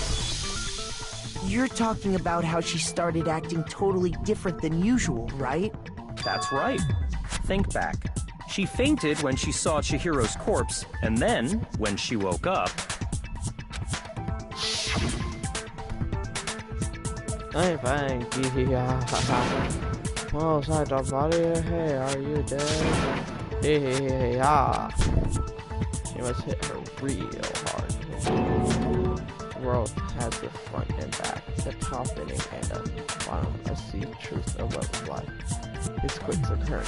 I mean, she sounds completely different. She was acting funny, that's for sure. That melancholy tone of hers completely disappeared. Don't go assigning adjectives to my tone without permission. Not to mention, once she regained consciousness and saw Chihiro's body again, she was utterly calm.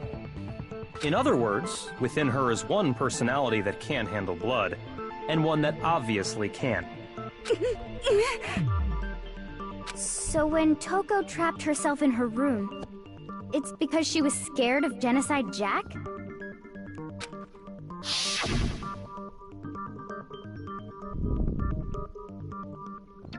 I wouldn't let Genocide Jack have control. I'll track the killer. I'll check out the murderous thing. The reason she locked herself in her room wasn't to keep other people from getting in. It was to keep her other personality from getting out. What? Toko was afraid. How can you know all this? No. What she wants to know is, how could you tell them? Huh? Last night, just before Monokuma gave his motive speech, Toko and I had a strange conversation. She told me a most interesting story. She said a murderous fiend lived within her, and she was afraid it could appear and attack at any time. And that trepidation is what's caused her to have such a bleak attitude. Isn't that right, Toko? This is all a lie. Right, Toko? You said you wouldn't tell anyone. What? You promised! I can't believe you lied!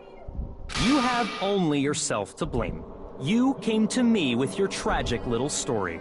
I didn't ask you to. This is the real world. not some romantic fantasy fairy tale. Besides, you broke your promise first. You said that as long as you were here, no matter what, you wouldn't let Genocide Jack kill anyone. But in spite of that promise...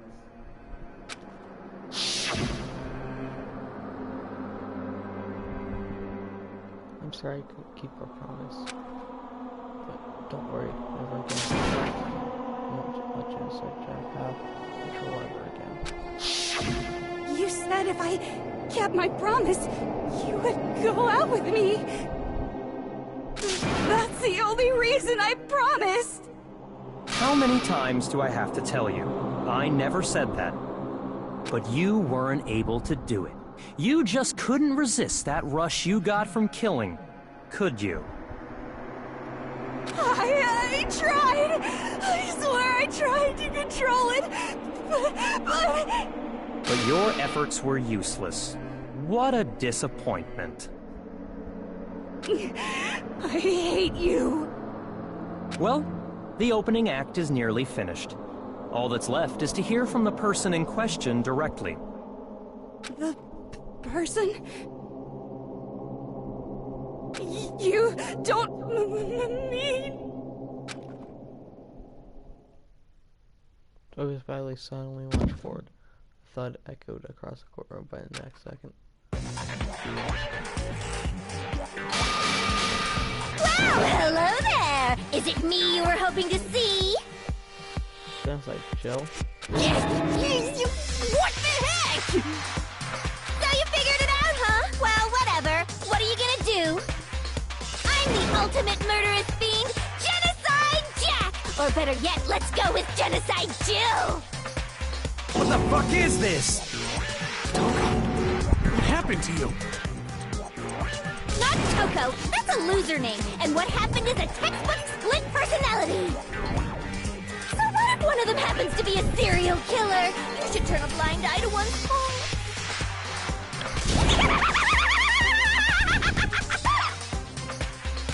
So intense. Like they say, sound in murderous mind, sound in murderous body. This one is so different from the one we've come to know. Yes, well, the world is composed of a front and a back human. Just like how every inning has a top and a bottom, or how in the depths of every truth lives a little lie. Behind every dark and gloomy soul lives another that shines as bright as the sun!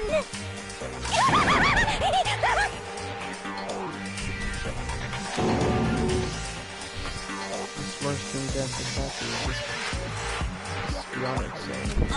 Miss Jack, Jill, can I ask you a question? What's up? Mind behind our entire situation. What are your thoughts on that? Well, I'll tell you, I am the mastermind of all masterminds! Just kidding! Then, it's not true? Of course it's not true! How dare you try to link me to that creepazoid! And another thing, the police and government and society in the outside world are totally powerless! I mean, they just let this idiotic, bloodthirsty maniac go buck wild all over town! Sure, I'm a bloodthirsty maniac, but life is pain, right? To live is to hurt other people. It's a necessary evil if you want to survive. The act of living itself causes pain for everyone. Just kidding again! This should be enough to convince you. This murderous fiend is responsible for Chihiro's death. There's clearly a motive, so there should be no doubt. A motive? Remember what Monokuma told us? If someone didn't murder and graduate within 24 hours, an embarrassing memory or secret would be revealed. Well, let's assume that Toko's secret was about Genocide Jack. If a secret like that came to light, Toko's life would have undoubtedly been forever ruined. So she had a very clear motive to never have that side of herself exposed. Interesting. Very, very, very interesting. much as I hate to admit it, I'm not the culprit! What? Huh? But I cannot imagine anyone other than you could murder someone in such a bizarre fashion. Maybe so, but nevertheless it's the truth! Do you really expect any of us to believe you? Yeah! I could never believe a word you say, you monster! Maybe she's totally right about that, but something still bothers me. Like you said, I need to get some more details about all this. But here's the thing.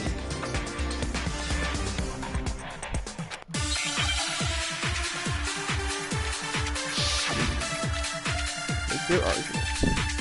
That's a dead body. Sorry, but I didn't kill anyone!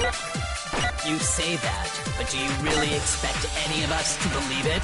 Perhaps if you had an alibi, that would change things. Oh, an alibi, huh? Now we're talking! When you compare your past murders to this incident, the modus operandi matches completely. What more proof do we need? Give it up. You killed her.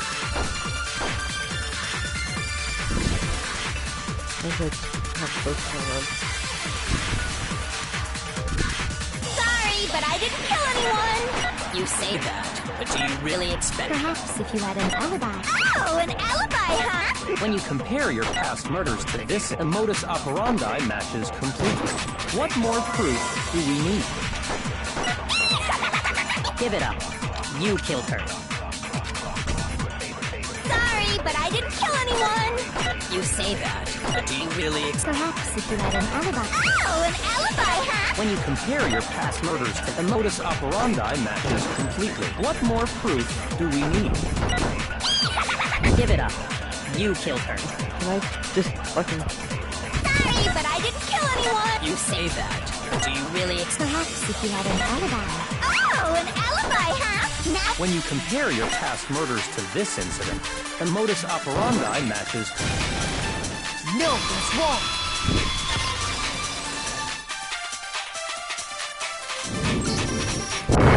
Is murder really exactly the same? I'm not so sure about that. I think there's a slight difference between the Genocide Jack cases and this one. Huh? How's it any different? Uh-oh, you don't know? Well then, human garbage, let me tell you! I murder with passion and conviction. I consider myself a professional, and I have a very particular way of doing things. Imagine you go to a fancy Italian restaurant. They're very picky about the noodles, the sauce, everything. But what happened to Chihiro? It'd be like if that same Italian restaurant started using ragu or Chef Boyardee. This is no creation of mine. Let me rephrase that, in a way that maybe makes more sense. There are two clear differences between the Genocide Jack cases and this one.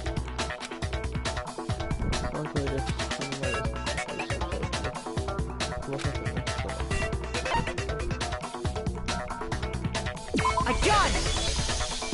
For one, the cause of death is different. In the Genocide Jack murders, all the victims were killed the same way. According to the case file, they were all apparently killed with a pair of scissors. But Chihiro died from a blow to the head, right? Ah, yes. That is remarkably different from the other murders. Wouldn't it be strange for someone who kills the same way without fail to suddenly change their method? And there's more. One more conflicting detail. That's right. In my recipe of murder, if the bloody message is the tortellini, then the arrangement of the body would be the pesto sauce. Could you please stop comparing killing people to cooking? So, are you saying the other difference has to do with how the body was arranged? Because always was stabbed through their hand. The clear difference was what was used to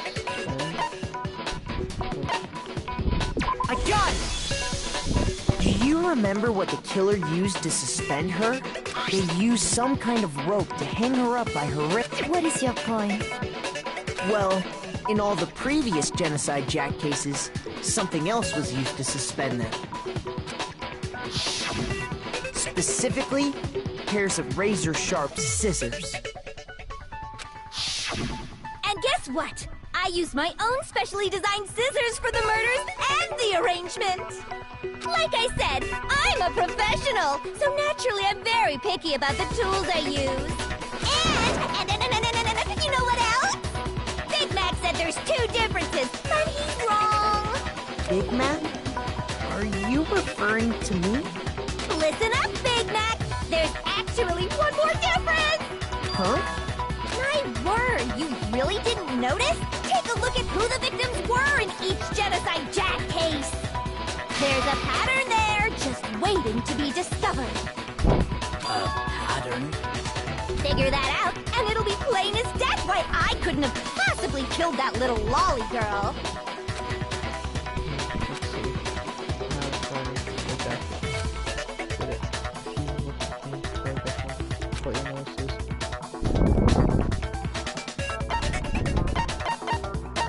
I got it!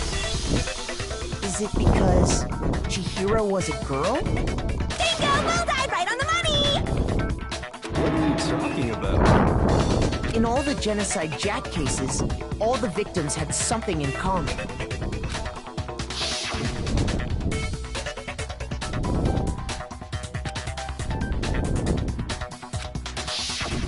They were all guys? That's right! The people I kill with such passion and conviction are all adorable little men! I can't believe I said it! I'm so embarrassed! The hell is wrong with you? I can't help it! I'm just a full-throttle boy-on-boy fangirl, and the movie side of me just hates it. But now I'm on the fast track to becoming a full-fledged fan madam! So, since Chihiro was a girl, not an adorable little male, you wouldn't kill her? Would an Italian chef suddenly start making ramen just because they're both noodles? Don't be stupid.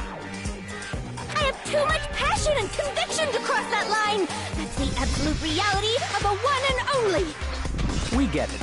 You've clearly explained your hobby and your philosophy. But that's not all there is to it. It's a different matter entirely, when you're forced to kill in order to survive. Quiet, lowly cur! Lowly? Cur? I would never kill for a reason as petty as mere survival. And if by some fluke I did kill to survive, why would I bother with the message and arrangement? It'd make me the obvious suspect! That does make some amount of sense. Plus, whatever reason I have for killing, I would never leave out my prized scissors. Who would go out of their way to use a big, stupid, heavy dumbbell? Maybe you used the dumbbell because you couldn't find any scissors in the school? Any scissors? I don't just use any scissors. I only use my own set of high-class, envy of the entire world scissors! Okay, whatever. There still aren't any in the school. Are you sure about that?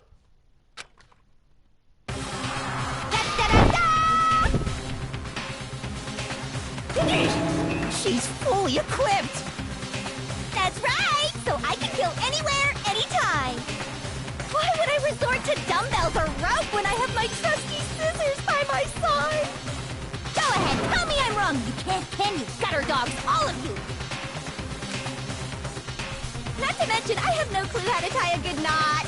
So rope's totally out of the question anyway! Oh, I have no idea what's going on anymore! Could such a heinous villain really be innocent? But the body really was suspended, right? And nobody but the police knew about that. Yeah! That's why we figured it had to be the real deal, and not some copycat killer or whatever. After all, there is one person who was from caught in Genocide Jack cases.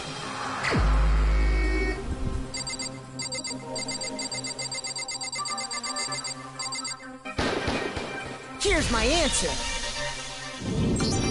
Byakuya, it's possible you could have found out, isn't it? You'd have no problem gaining access to classified government documents or internal police records. Plus, you'd already looked through the Genocide Jack file before this all happened, hadn't you? Are you saying Mr. Togami did it? Then, the reason he pushed the theory of Genocide Jack being the killer so hard was because he wanted to pin the crime on her. So, he rearranged the scene to disguise it and make it look like I put my stamp on it. The adorable glasses man was behind it all. Oh, I'm on fire! Well, Byakuya, what's your response? I see. So now the suspicion falls on me. Then I must ask, when would you say I began acting suspicious? Surely you must have an answer. Looking back and thinking about it now, the way you were acting right before we discovered the body was a little strange.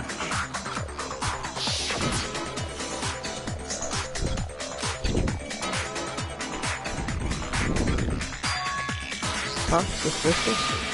It seems nobody searched the locker room. Let's start with the girls' locker room. You wanted to go to the girls' locker room right away, right? But since you're a guy... I should have naturally thought of the boys' locker room first. Is that what you want to say? The victim was Chihiro, a girl. Hence why I said we should check the girls' locker room. Nothing strange about that, I'd say. On the contrary, there's something very strange. Okay then, what's so strange about it? Go ahead, share with the rest of the class.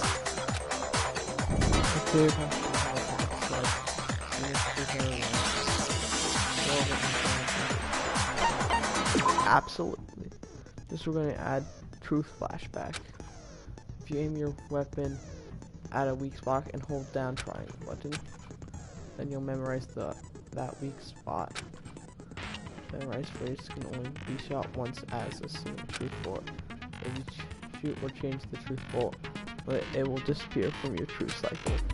So, however, you can use this flashback feature as many times as you want.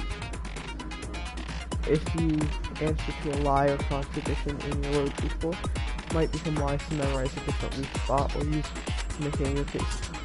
When, for the best time, use flashlight, you'll just have to use your keen wits, won't you? In this case, I will say that if you don't use the flashback, you won't be shooting anything. Well then, good luck. Make your way. So, you said Byakuya was acting kind of weird before we found the body. But he was acting weird... how? If you're presented with the opportunity to check out the girls' locker room, you absolutely take it! That's a natural reaction for any guy! The victim was Chihiro, who was a girl. So, of course, I would suggest we check the girls' locker. There was no time for pointless distractions. What's so strange about that? I wish you'd taken me with you. So, you said Byakuya, but he was acting... If you're presented with the opportunity to... That's a natural The victim was Chihiro. No, it's wrong!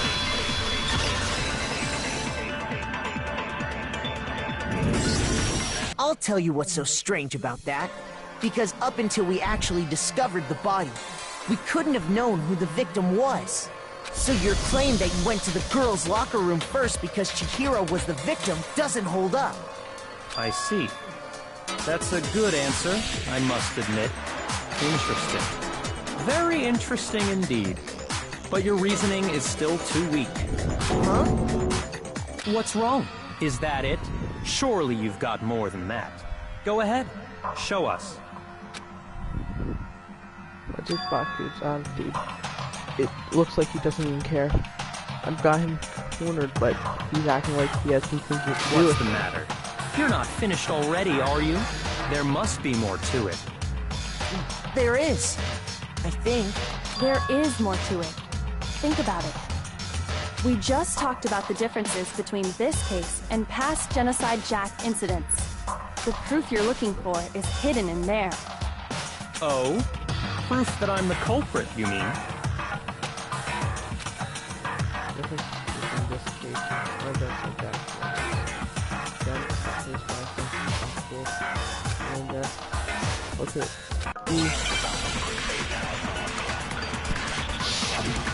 What's your argument? What? The difference between the cases? You want me to explain it again? When I want to kill, I use my very own special scissors. And I use those same scissors to arrange the body. But Chihiro was suspended with... It was some kind of rope. Was it not? That's right! It absolutely was! Then there must be something very fishy indeed about that rope. Hey, Byakuya, where'd you get it from, huh? I'd never seen that rope before in my life. No, it's wrong!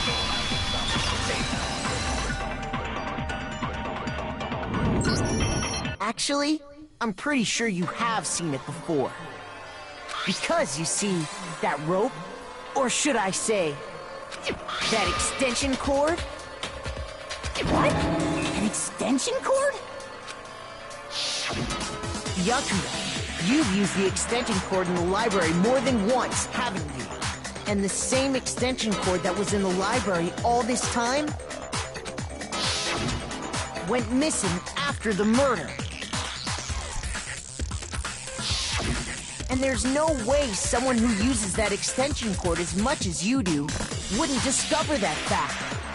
And Byakuya must be the one who took the extension cord. I can't imagine any other possibility. That's really what you think? Then your conclusion is something like this?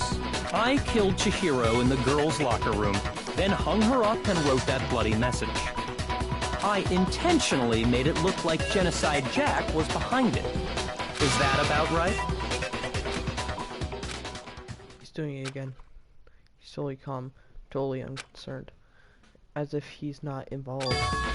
Wait, not even involved? What's wrong? I asked you if you think that's what happened. Hell yes, that's what happened. So that's it, right? Byakuya's the killer.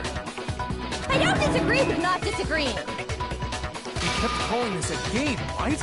So he'd be totally willing to do something like this to win. Sorry, but could we hold on just a second? I think we need to talk about this a little more. Sure. Do we really need to? We've already decided who did it. I know, but still, there's something that's still bothering me. Is that right? And what, pray tell, is still bothering you? I killed her in the girls' locker room, then disguised my crime. Specifically, I dressed it up to make it look like it was the work of a homicidal psychopath. What about all that bothers you? Wait. What was it just now? Something's not right. If I was definitely found in the girls' locker room, does that mean can it really just accept that Byakuya said as truth? No, I don't think so. There's definitely...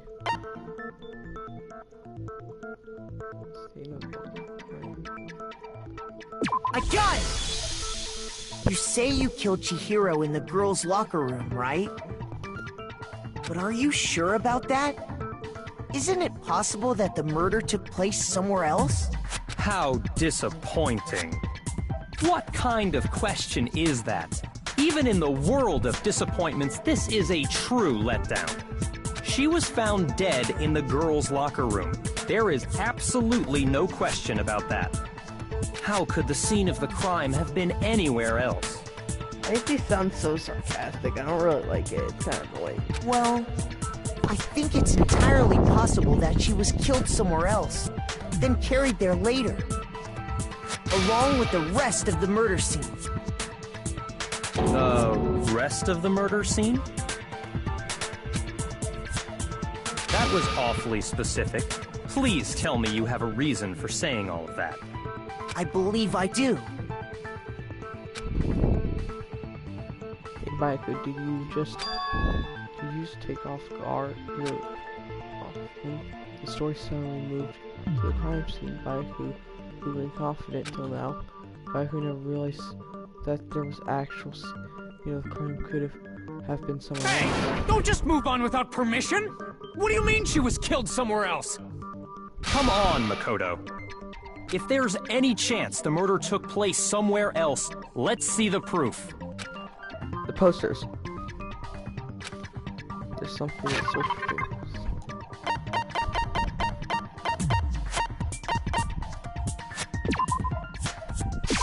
I got it! The proof that she was killed somewhere else is the poster that's hanging in each locker room. Your proof is some posters? The poster in the girls' locker room was a picture of a big-boobed supermodel. But don't you think that's kind of strange? Why would the girls' locker room have a poster like that? I bet those massive jugs of hers were totally fake!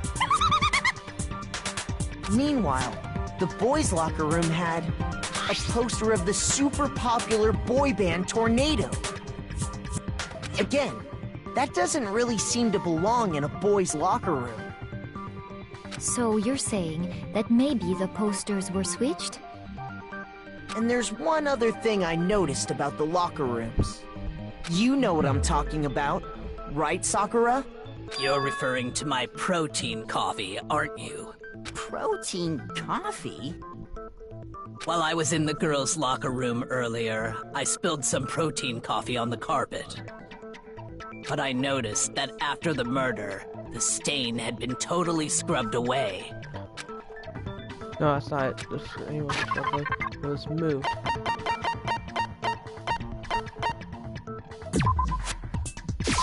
I got it! The stain on the girls' locker room carpet wasn't scrubbed away. In fact, I found it on the boys' locker room carpet.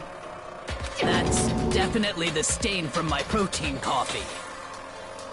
Then, does that mean that the carpets were switched too? But why would anyone do that? To move the murder scene from one locker room to the other. It's certainly plausible, don't you think? What? In other words, in order to completely swap the scene of the crime, the blood-stained poster and carpet were moved along with the dead body. By doing this, the killer was able to change the entire room where the murder took place. I can certainly follow your reasoning, but why would the culprit bother doing that? Huh? Why would they go through all that trouble of switching the scene of the crime? Actually, an even bigger question. If the murder did take place in the boys' locker room, then how did Chihiro get in the boys' locker room in the first place? To get into the locker rooms, you have to swipe your e-handbook across the card reader device. But Chihiro's handbook should have only allowed her access to the girls' locker room. She had no way to get into the boys' locker room to begin with. No, she did have a way, and I can tell you what it was. I highly doubt that. Shut up! I'm telling you, I know how she could have done it. So could you really have gotten into the voice acting?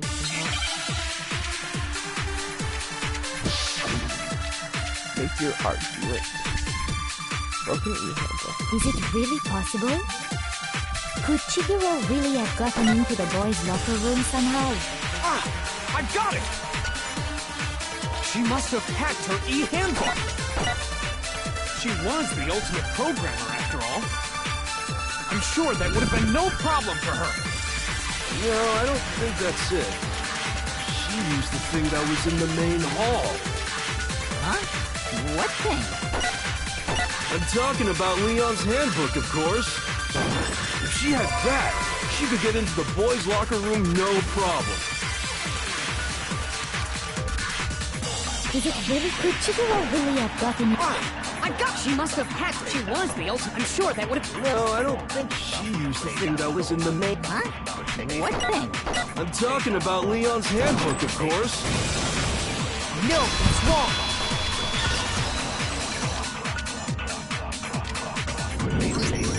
No, I don't think Chihiro used Leon's handbook. Why not? because Leon's handbook was broken. Oh. Well, then, yeah, I guess that'd be pretty impossible, huh? I am struck silent by how quickly you gave up. Plus, isn't there a regulation against using someone else's handbook? Actually, the rule states that loaning your handbook is prohibited. It says nothing about borrowing one. In other words, you could borrow a dead person's handbook all you want, and you'd be safe. Yup, yup, yup! Hit the nail square on the noggin! Of course, if it were broken, that wouldn't make any sense anyway. So then, she must have hacked hers, like I said. She used her ultimate programmer skills and... You can't fix an e-handbook. The instant you open one up, a security buzzer starts glaring. So, if she didn't use Leon's handbook, and she didn't modify her own handbook... Maybe Mr. Naegi's initial assumption is just... wrong? It seems like there's no way she could have got into the boys' locker room. So I... Okay then, I vote for Byakuya. That it then? Shiro was killed in the girls' locker room, and Bayek is the one who did it.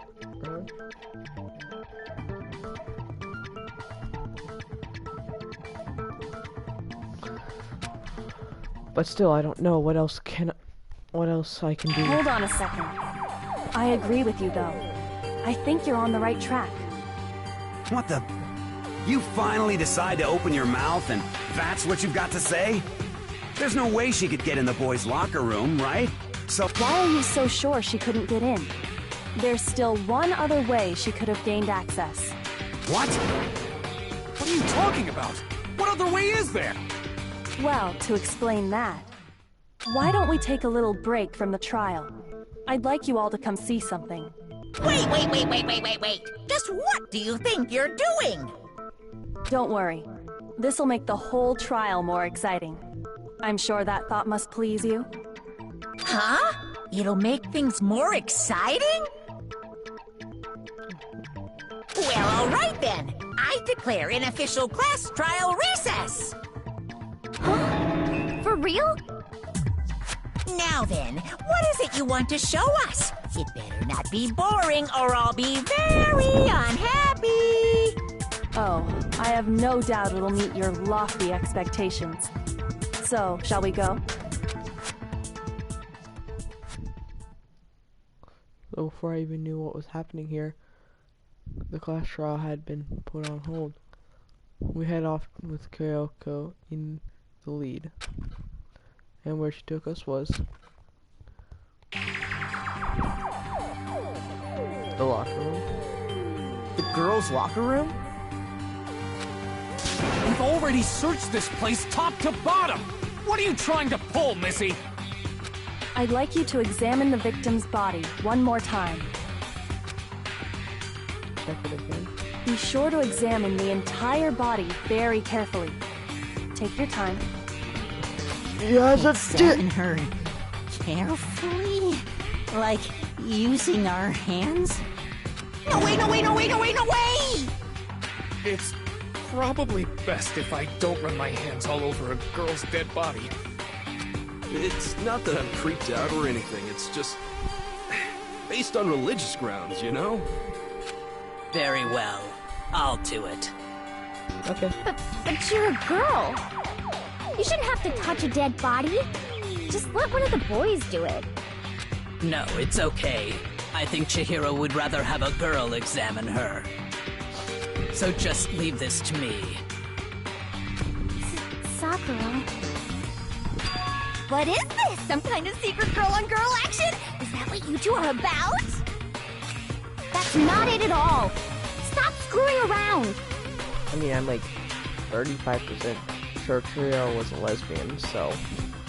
Okay, here I go. I'm sorry, Chihiro. Please excuse the intrusion. Angela reached for Sakura, then began to quietly examine the body. Be sure to check her entire body, and I believe we will solve this particular mystery. Her entire body? I know you say that, but... What? This is... What? What is it? Not possible. It's not possible. This girl is what? Is a boy! Wait, I was right? She has a dick. Oh, so she's trans, okay. Okay. So. I see. So she was actually a he. Interesting. Thank you for confirming this fact. What? You're joking, right? I wouldn't joke about this. Ben, it's really true? Chihiro was a guy? She was trans. Oh, what? You guys didn't know? Heck, I knew that right off the bat. Chihiro Fujisaki was totally a...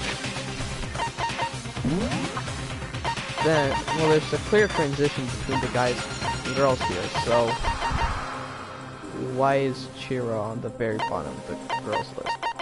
I just want to point that out. I feel like if you could just like kind of, you know, if I had to change one thing about this game, probably I would have say put Chihiro in the number 8 spot and move all the other girls up a number. Guy! He was a cross-dresser? Oh, I'm really on fire! I wish I had killed him! So that's what Kyoko wanted to show everyone, huh? Interesting. Yes, that certainly does make things much more exciting. Now let's ride this wave of excitement back to the courtroom and get back to the trial. Ahem. I do apologize for keeping you waiting. Now then, let's resume the class trial. We've all just learned of the shocking revelation that Chihiro was actually a boy. Let's pick up from there. Yes, well, I don't know his reason for hiding it, but the fact is, Chihiro was not a girl, but a boy. I think Chihiro was actually a guy. I never even crossed my mind. And because the victim was male, he would have had no problem gaining access to the boys' locker room. Assuming his handbook did, in fact, list his gender as male, then yes, that would be true. Of course his handbook said he was a boy. He dressed like a girl, but he was a boy through and through. So then, there should be no issue with Makoto's initial assertion. The victim was killed in the boys' locker room, and was then later moved to the girls' locker room. And the killer could have easily used Sayaka or Junko's handbook to get into the girls' locker room. So Chihiro really was killed in the boys' locker room? I still don't understand the motive for moving the body, but yes, that does seem plausible. Well, I must admit, I did find it rather odd. I knew he felt a little off. There was a certain incongruity to his female body. This is the most titillating situation! So now everything has been connected. All the mysteries have finally become clear. Okay, well, connected or clear or whatever. We still think you're the killer, remember?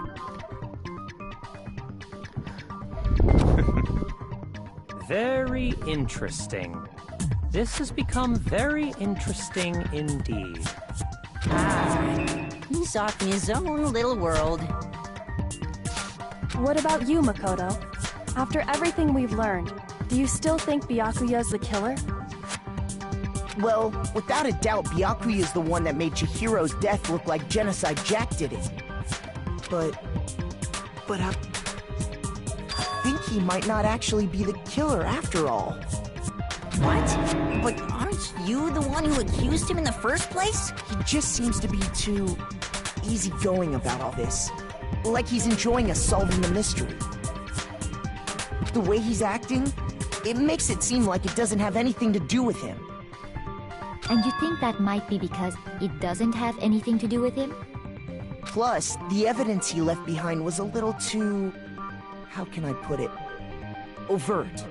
He consciously chose to use the extension cord, knowing it could connect him to the murder. At least, that's how I see it. And Byakuya, when you found out the murder took place in the boys' locker room, it seemed to rattle you. And then again, when you found out Chihiro was actually a guy. If you really were the killer, that stuff wouldn't have had any effect on you. So that's your thinking, huh? Well, it bothers me that you don't have more concrete reasons, but... it's fine. I guess I'll mark it as correct, for the time being. Mark it as... correct? He's right. I am not the culprit. That's what the culprit was saying. I just happened to come across the corpse in the girls' locker room and decided to alter it. But how did you get into the locker room? Are you fucking with us right now? No, I am not effing with you right now. I'm telling you the truth. Well, I find it very hard to believe. Go ahead, find it very hard to believe. You're free to be executed along with the rest of us. If you're really telling the truth, then... why? Why do you do that to his body? My reasons hardly matter right now. Uncovering the culprit is much more important, wouldn't you say? Now then, if it wasn't me, who was... Well, I don't think I can say for sure without talking about it a little more. We're seriously gonna keep going? We're all good, aren't we? I thought it was clear Byakuya did it. You seem to be very advocate that trying to put blame on Byakuya. Makes me think No, I'm with Makoto. If there's any doubt whatsoever, we need to explore every possibility. Because if we're wrong, we all die here. That's true. Very well then. I'm with you too. Damn straight. Count me in. Do you not have a mind of your own? Of course I do. What am I, an ant or something? Anyway, let's discuss this all as a group one more time. We still have time to make our decision. That's very true. Our lives are all on the line. Excellent. Then shall we resume our game of hide and seek? What I could do to it is to throw a few more than Jiro. There's one thing you can be sure you know about the killer. The killer was able to gain access to a real person machines. The killer is a guy. I got it!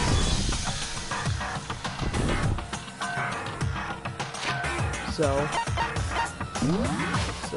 put down who you think it's not. Obviously, it's not me. He's like the ultimate moral compass, so I don't think he can do it. And obviously, he's not the killer because we already established he's not. So it's Mono, Yufura, and Yashiro. I'm gonna keep what I think I'm gonna keep as either Mono or Yashiro. This person is one of this one I can't block is apparently regarding the killer would have had to use their own. In other words, they had to have been a guy. But they're still alive. They're still not enough. I need to find some more clues.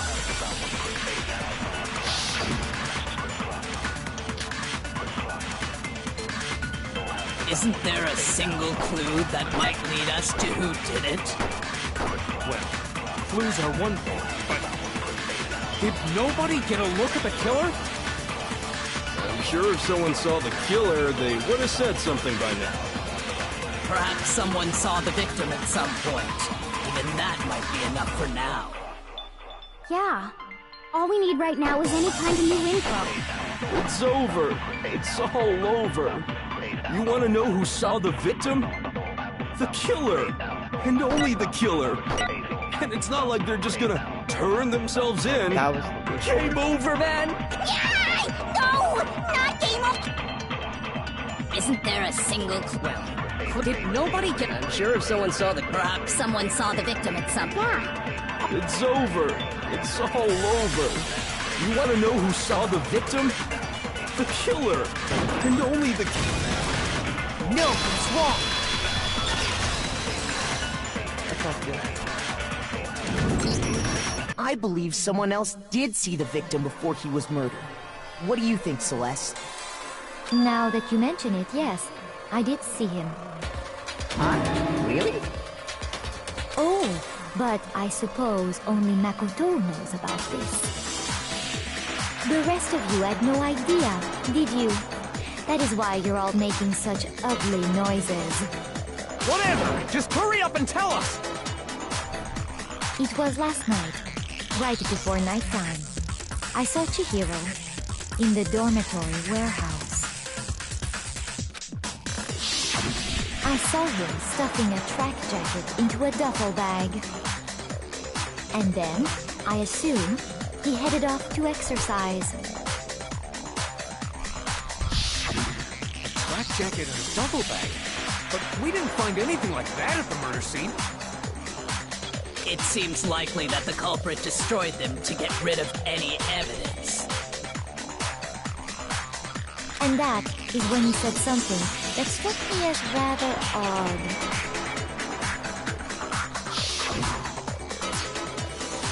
Well, I better get going. I'm kind of in a hurry. Chihiro told me he was in a hurry. But why would he be in a hurry? Only if someone were waiting for him, I should think. So, Mr. Fujisaki was on his way to meet with someone, and then they were going to work out together?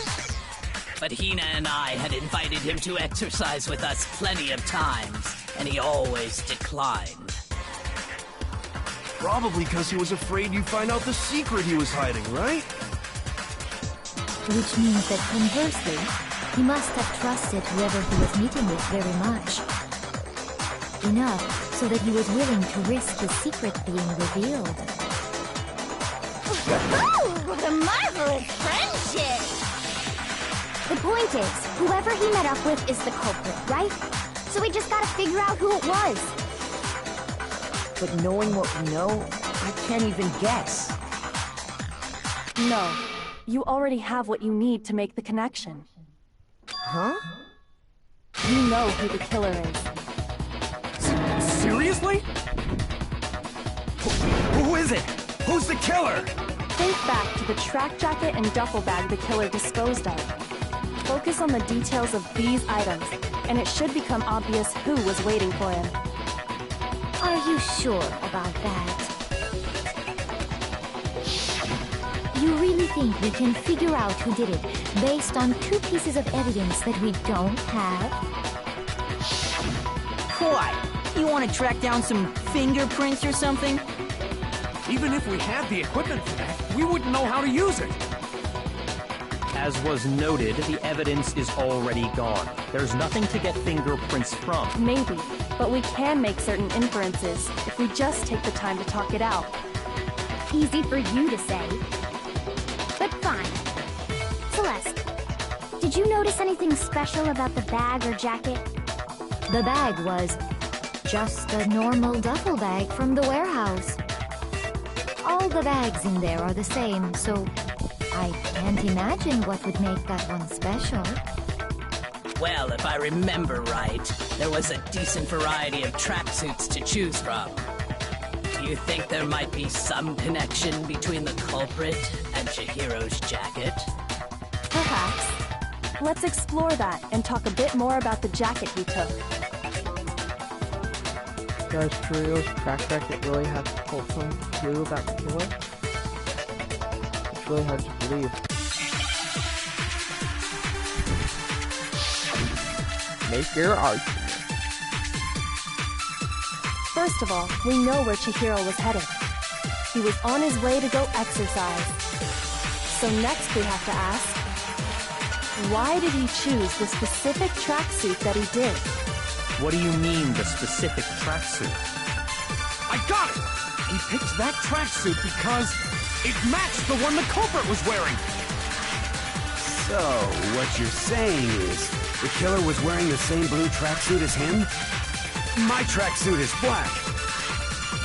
I don't even have a tracksuit. Because exercising sucks. I have a white tracksuit personally. I got it from the warehouse, if you must know. Did any of that really help us get any closer to figuring out who the culprit is? No way. Not a chance. First of all, Leafy was on his way to go X, so next we have to ask, why did he choose the specific What do you mean, the specific tracksuit? I got it! He picked that tracksuit because it matched the one the culprit was wearing. So, what you're saying is, the killer was wearing the same blue tracksuit as him? My tracksuit is black. I don't even have a track, because exercising sucks. I have a white tracksuit personally. I got it from the warehouse, if you must know. Did any of that really help us get any closer? No way. Not a chance. She's right. First of all, we know where Chihiro was headed. He was on his way to go exercise. So next we have to ask, why did he choose the specific tracksuit that he did? What do you mean, the specific tracksuit? I got it! He picked that, it matched the one the culprit was wearing. So, what you're saying, the killer was wearing the same blue... My tracksuit is black. I don't even have a tracksuit. Because exercising sucks. I have a white tracksuit personally. I got it from the warehouse. Did any of that really help us get any... No way. Not a chance. First of all, we know that he was on his way to go exercise. So next we have to ask, why did he choose the specific... What do you mean, the... I got it! It matched the one the culprit... So, I have no idea what the killer was wearing the same blue tracksuit as him? My tracksuit is black. I don't even have a tracksuit, because exercising... I have a white tracksuit personally.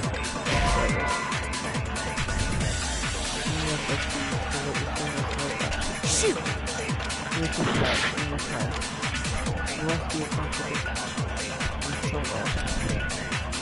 First of all, we know where Chihiro was headed.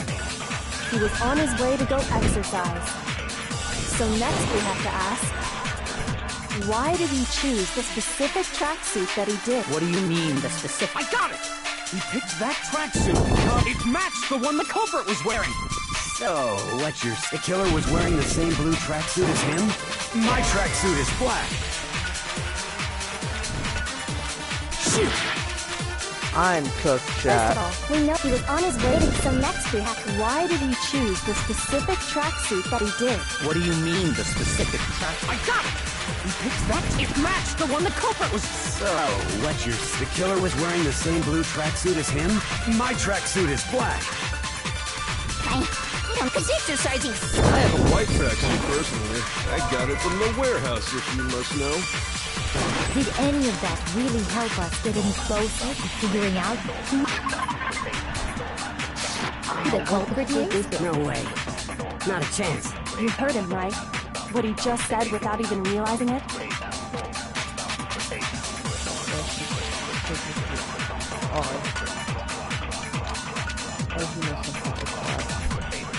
First of all, we know he was on his way to go exercise.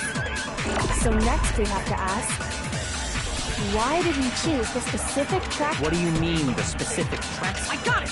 He picked that, it matched the one the culprit was wearing. So, what you're saying is, the killer was wearing the same blue tracksuit as him? Shoot! I'm cooked. First of all, we know where Chihiro was headed. He was on his way to go exercise. So next we have to ask, why did he choose the specific tracksuit that he did? What do you mean, the specific tracksuit? I got it! He picked that tracksuit because it matched the one the culprit was wearing. So, what you're saying is, the killer was wearing the same blue tracksuit as him? My tracksuit is black. I don't even have a tracksuit. Quit exercising! I have a white tracksuit personally. I got it from the warehouse, if you must know. Did any of that really help us get in close? No way. Not a chance. You heard him, right? What he just said without even realizing it? Who said? Who? He's right. What he said now is really odd. How did you know something like that? First of all, we know what he was on his way, so next week, why did he choose? What do you mean, the specific? I got it! It matched the one the cook... So, what you're saying? The killer was wearing the same blue tracksuit as... No, Okay, it's wrong! Yeah, I'm... Hold on a second, Mondo. What did you just say? Huh? What'd I say? When Celeste testified a few minutes ago, she said... a track vacuum into a duck bag, and I think wear off. She never said anything about the jacket's color. So why did you say Chihiro's blue tracksuit? What are you... You just... Hey, Celeste. What color was Chihiro's tracksuit? As a matter of fact, it was blue? And before we began the trial, did you tell anyone that? Yo, 4 viewers here, that's like the most I've ever had. The only one I told about any of this was you. Then, Mondo, how did you know what color Chihiro's tracksuit was? Well, because I just... I'm sure he saw the clothes at some point in the investigation. No, that can't be it. The bag and clothes were surely disposed of by the time we began our investigation. Then the only reason he could have known what color the tracksuit was is if he saw Cherry with it before he died! That's the only possibility! Cherry? Are you talking about Chihiro? So, how about it? Did you see the tracksuit or didn't you? Just by chance. I just happened to see it last night. He walked past me, and he was carrying the tracksuit in his hands. No, that can't be it either. According to Celeste's testimony... He stuffed the trap into the bag, and I heard it was most like he was trying to hide it. And just like that, he saw it. When Celeste noticed it, she couldn't possibly have seen what color the tracksuit was. Great suit. It would appear you've dug your own grave. Perhaps. But you handed him the shovel, didn't you? That's why you said what you did. Drake suit. I am Iceman, Iceman, I am Iceman, I am Fighter-Man, I am Fighter-Man, I am Fighter-Man. Focus on the tracksuit and it'll be obvious who he met with? What a bunch of nonsense. Ah, now I understand. It was all one big bluff, wasn't it? Your true intention was to draw a slip of the tongue from the culprit. That's why you said you knew who did it, to put them on edge. That's right. However, Mondo was my target all along. I had my suspicions about him from the very beginning. But why? What made you so suspicious? That's a good question. Because I hate him. There was a certain turning point that maybe you only and once no. I'm not nearly as frightful as someone capable of murdering a friend. Mondo, was it really you? Did you really kill Chihiro? I didn't kill anyone! You've been all over me, judging everything I say, putting words in my mouth. What gives you the right to treat me like a goddamn criminal? Yeah! He would never do something like that! This is a false accusation! It's true. My reasoning on that is pretty shaky. That was fast. Well, this does present us with a problem. It seems we are all out of leads. My time has nearly come. That's what my little ghost friend is telling me. Oh yeah, that reminds me. Hifumi, weren't you telling me you found some evidence? Really? What kind of evidence? Actually, now that I'm thinking about it here calmly, it might not be all that relevant. Jeez, does your confidence just get up and walk away? It's fine, man. Just tell us. If you really insist, then... Griller fish from San Diego 21. Oh yeah. Here it is. What do you have there? It happens to be an e-handbook. I found it laying on the ground, so I scooped it up. Right on the ground? I got it! We know Chihiro's handbook was missing from the scene of the crime, right? For a fact. For a fact indeed. I was totally sure I'd found it.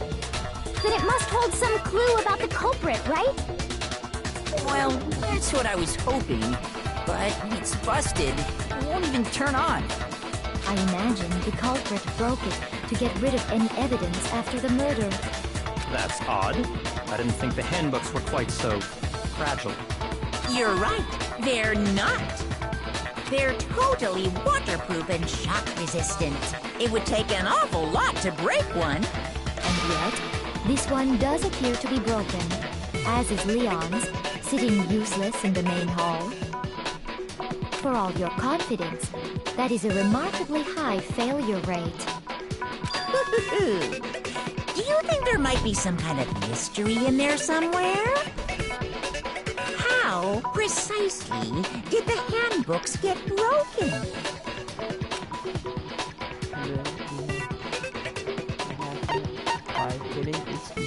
I got it! You already told us before that the handbook has one weak point, didn't you? Yeah! You remember that?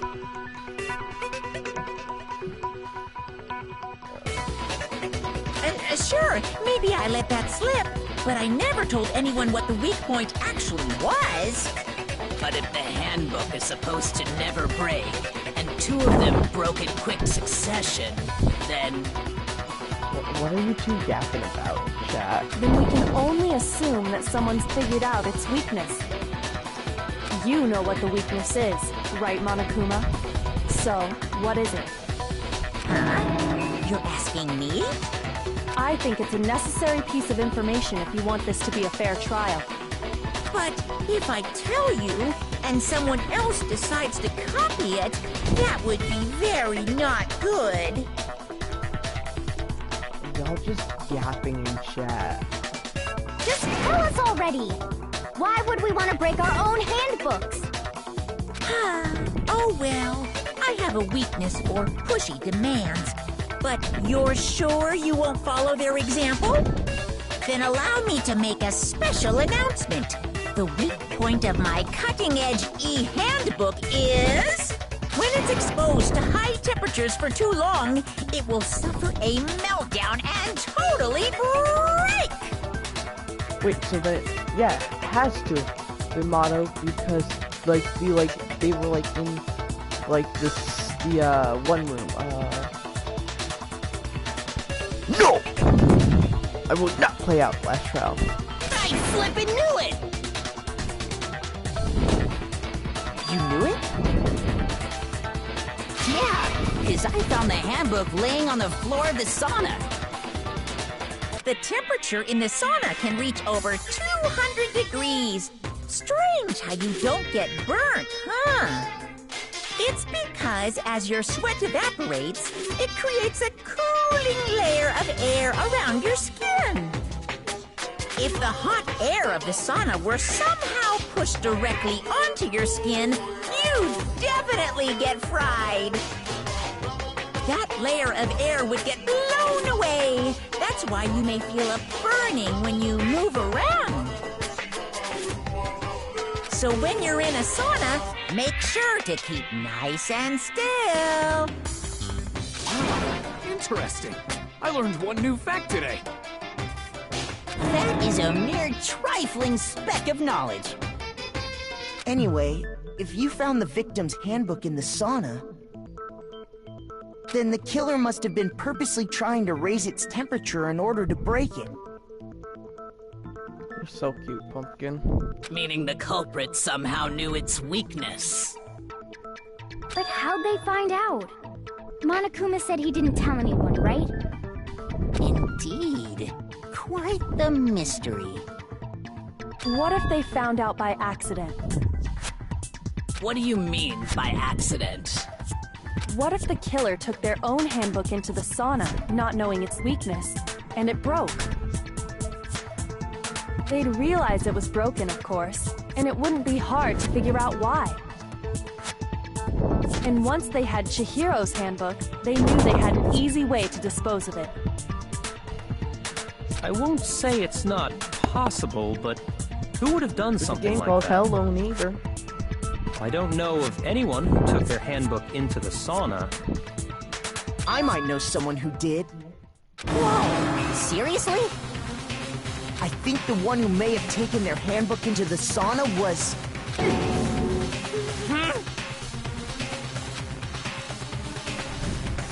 Sauna? Wasn't where all the clothes into sauna? It was. Shoot, I don't remember who it was. It was either him or him, but who's the one wearing? I think it was him. No, wait, I think I remember who first. Here's my answer! Mondo, that guy. Your handbook got broken in the sauna, didn't it? What? Why? Why do you keep accusing him? Mondo and Taka had an endurance contest in the sauna not too long ago, remember? And for the contest, Mondo just so happened to keep his school uniform on. But little did he realize, he'd also left his handbook in one of his uniform pockets. And when it was all over, Mondo discovered that taking your handbook into the sauna could easily destroy it.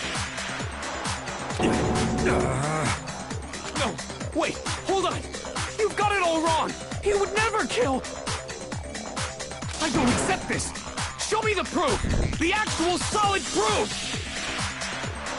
I don't want to do it either, but there's not something that proves it, to be honest.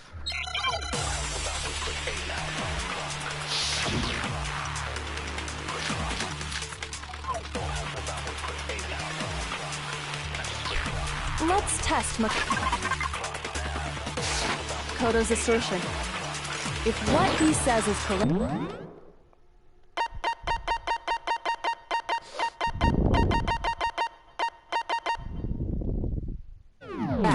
then Mondo, you broke your own handbook. In other words, if Mondo's handbook is actually broken, then that proves that what Makoto said is right. Well, my goddamn handbook works just fine! See?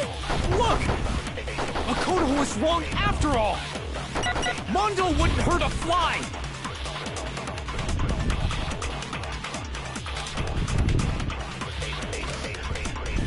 let's test Makoto's assertion.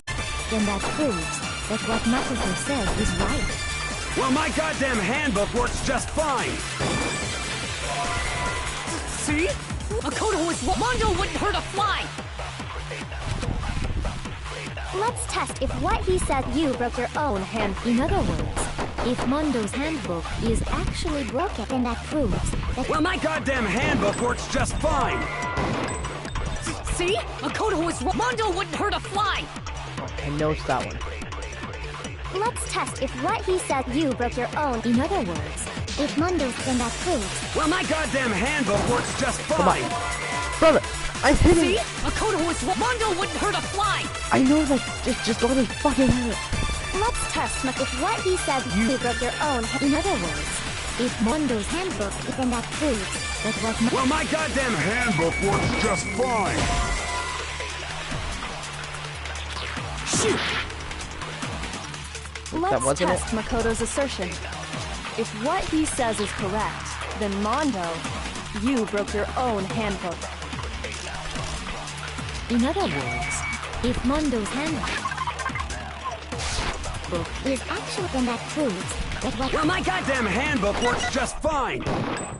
See? Look, Makoto was wrong. Mondo wouldn't hurt a fly! Let's test if what he said you broke your own handbook. In other words, if Mondo's handbook is, then that proves that what Makoto said— Well, my goddamn handbook works just fine! See? Makoto was wrong. Mondo wouldn't hurt a fly! Let's test if what he said you broke your own. In other words, if Mondo, then that proves— Well, my goddamn handbook works just fine! See? Makoto was wrong. Mondo wouldn't hurt a fly!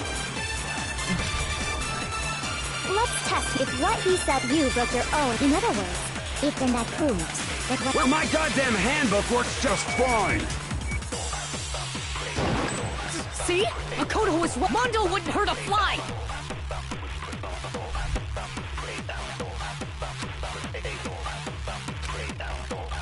Let's test if what he said you broke your own handbook. In other words, if Mondo's hand, then that proves that what— Well, my goddamn handbook works just fine!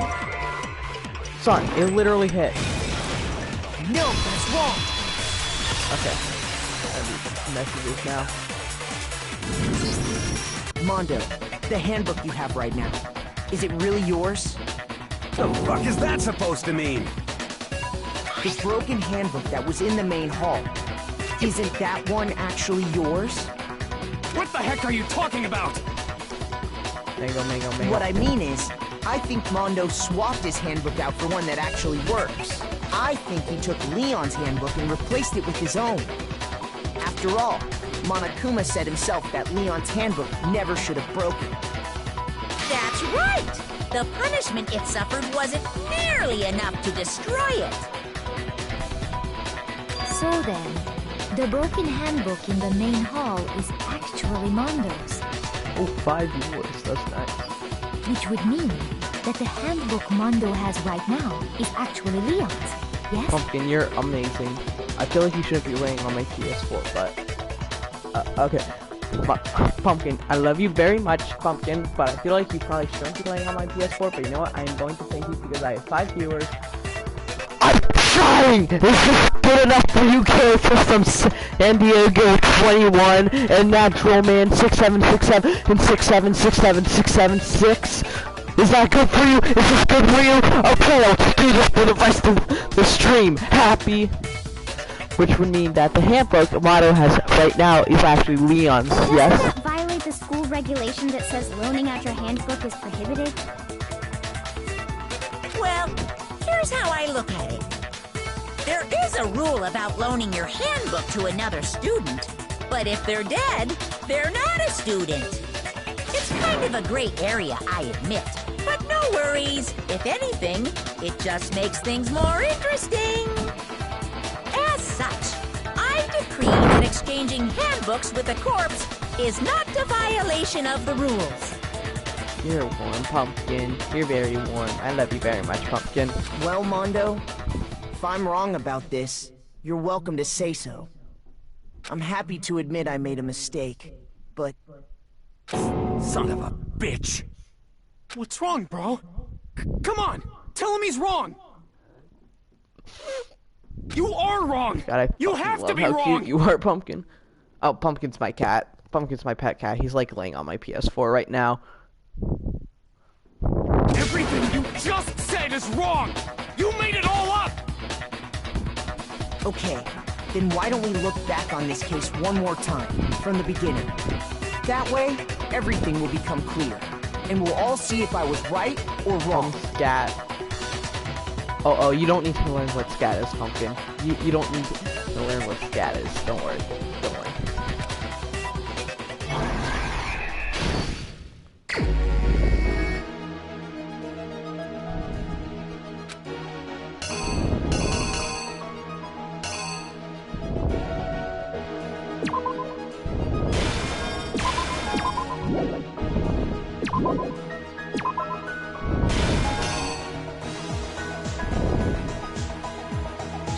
Everyone has sneaked into the locker room.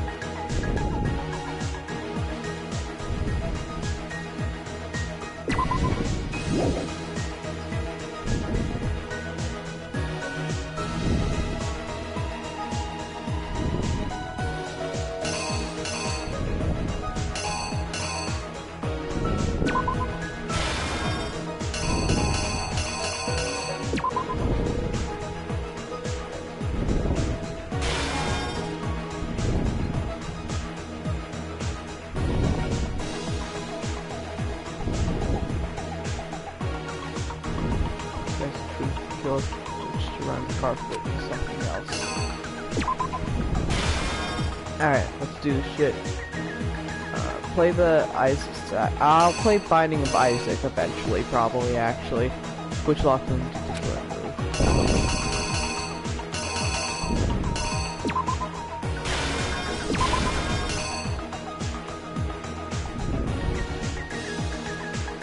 Go switch something from the rocket move and switch to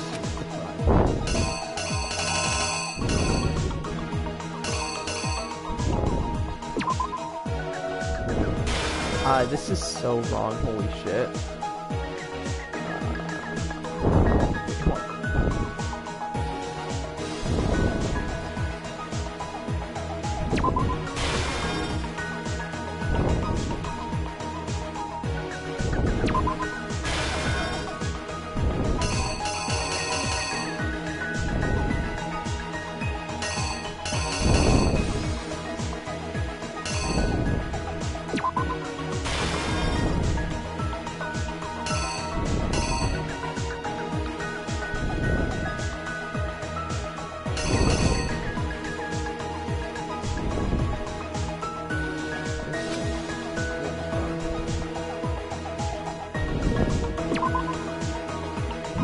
Holy shit, this is so ass.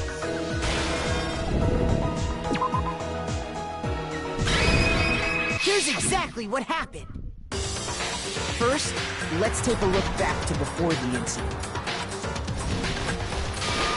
Last night, Celeste saw Chihiro in the warehouse, correct? At the time, she was apparently stuffing something into a duffel bag.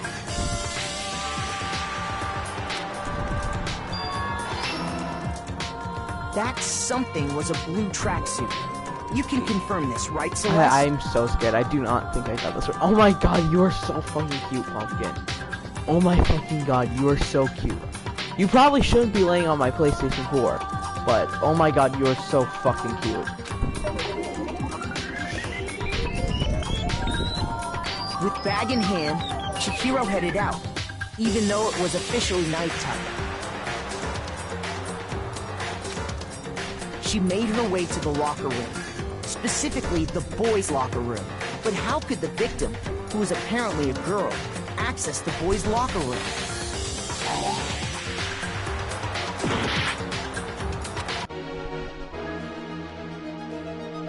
Fuck.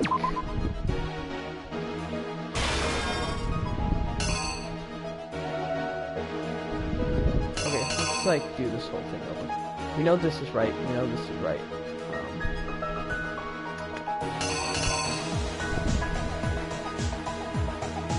What the fuck is this? Influence gauge.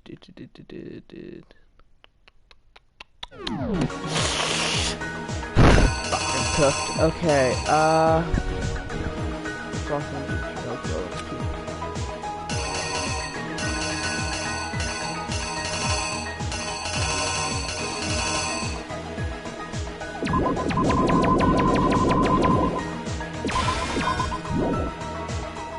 something everyone has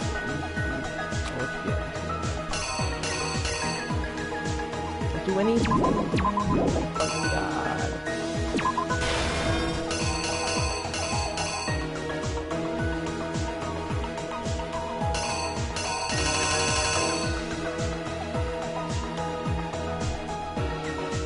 Pumpkin, can you stop blocking the fucking screen? Let's just do this whole thing over. I know this is right. We already got this confirmed that that was right. I'm cooked, chat. I'm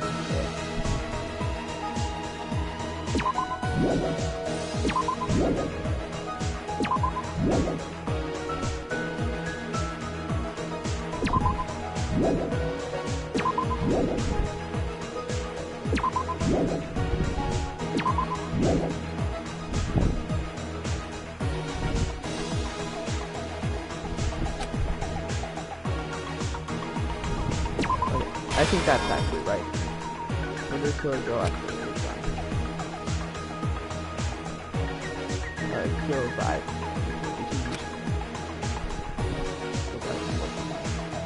Use tubes, okay? recognize what happened.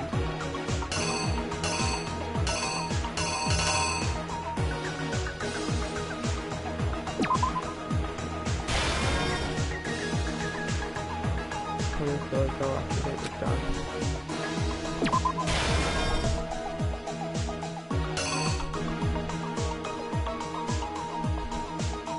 What was it that Mayako brought to the murder scene?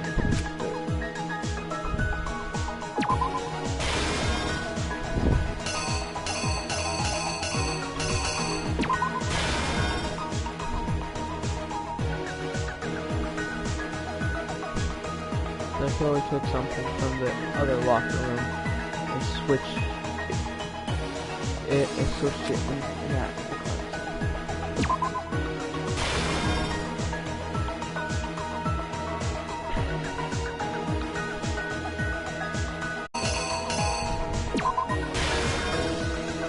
Lag, I'm experiencing lag. Yeah, I do have bad internet connection right now apparently. The weapon the killer used was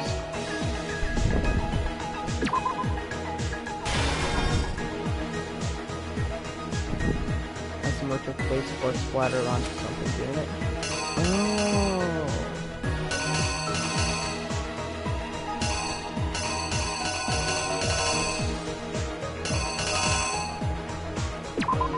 Okay.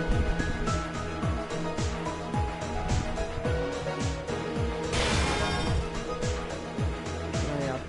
Bro, I still have like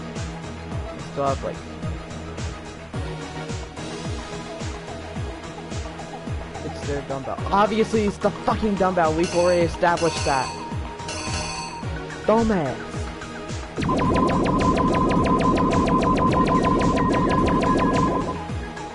But there. This murder took place. Blood splattered onto something, didn't it?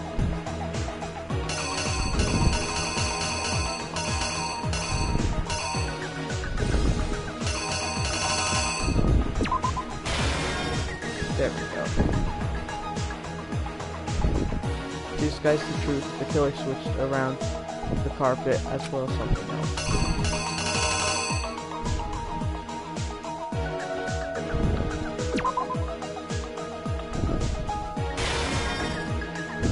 Which locker room did the killer move to?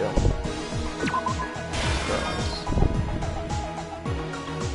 The killer took something from the locker room and switched it out.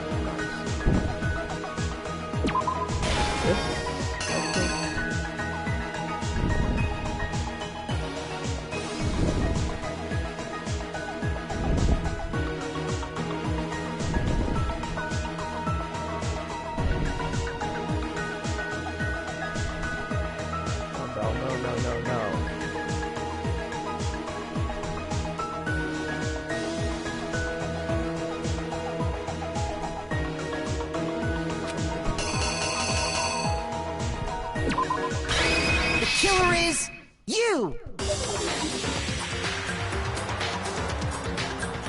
With bag in hand, Chihiro headed out, even though it was officially nighttime. She made it. How could the victim? Yes, okay. Yes, okay, let's do this shit. Because she was really a he, which is why he was able to use his own e-handbook to gain entrance to the boys' locker room. Once inside, he met with someone there. And the person he met was the one who killed him. It seems likely that the killer grabbed the nearby dumbbell, approached the unsuspecting Chihiro, and attacked him. Yes! And that's where the bloodstains on the poster and carpeting in the boys' locker room came from.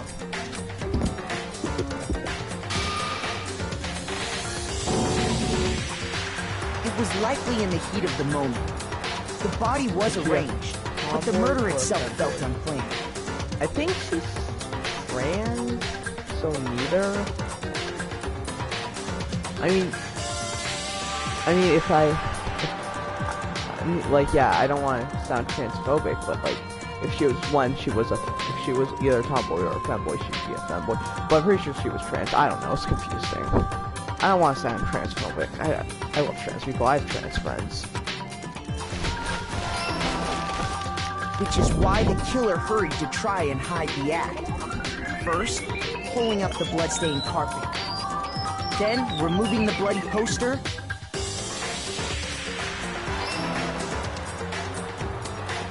And finally carrying the corpse into the girls' locker room. A girl's handbook was necessary to get into the locker room, of course. But this alone doesn't prove that the killer was necessarily a girl. After all, Sayaka and Junko's handbooks had been placed in the main hall. Using one of those, a boy could get into the girls' locker room without much problem. Fuck! We took something from the auto.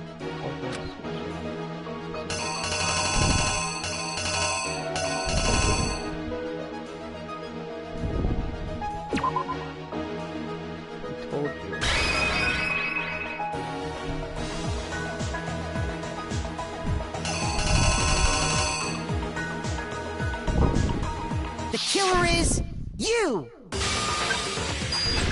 After all, Sayaka and Junko's handbooks had been placed in the main hall. Using one of those, a boy could get into the girls' locker room without much problem. I'm very, very sorry, Butterdog. 33, 12, 37. I'm very, very sorry. Fuck! Dude, what the hell is it?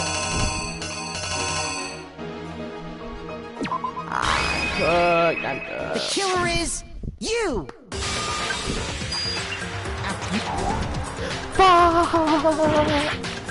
And I'm cooked. I'm cooked. Put the dumbbell there. I put the dumbbell there already. Here's exactly what happened. I already put the dumbbell there. Watch me fail. After all, Sayaka and Junko using one of those, a boy. See? And now I just lost. I told you. Oh, hi, Callie. Hi, Callie. I already put the dumbbell there. No, it's not. You're just fucking wrong, brother. Yes. I refuse to give up yet. It's not fucking glitched. And now I have to completely redo this. Whatever.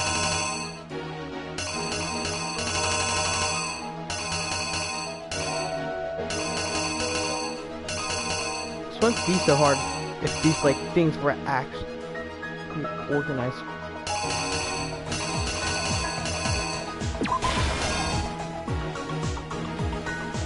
If I remember correctly.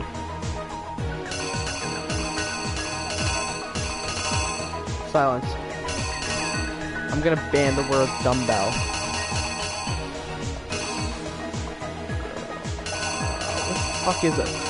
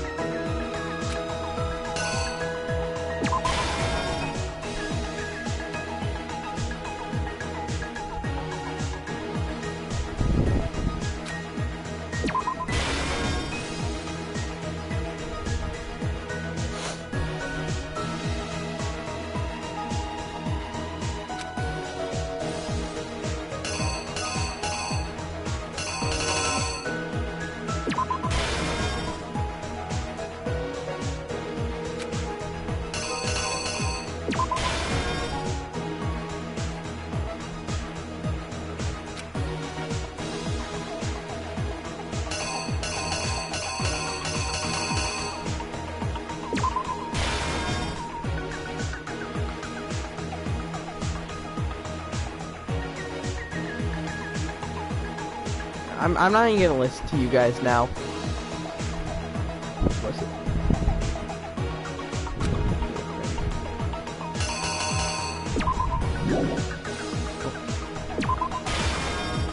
This bloodlust thing.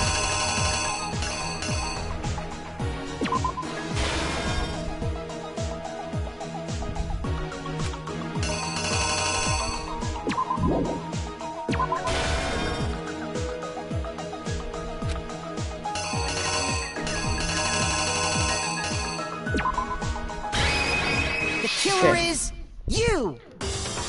First, let's take a look back to before the incident.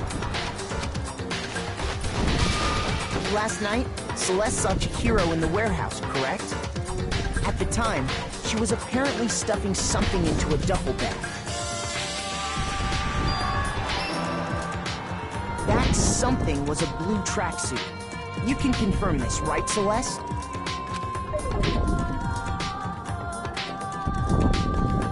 With bag in hand, Chihiro headed out, even though it was officially nighttime.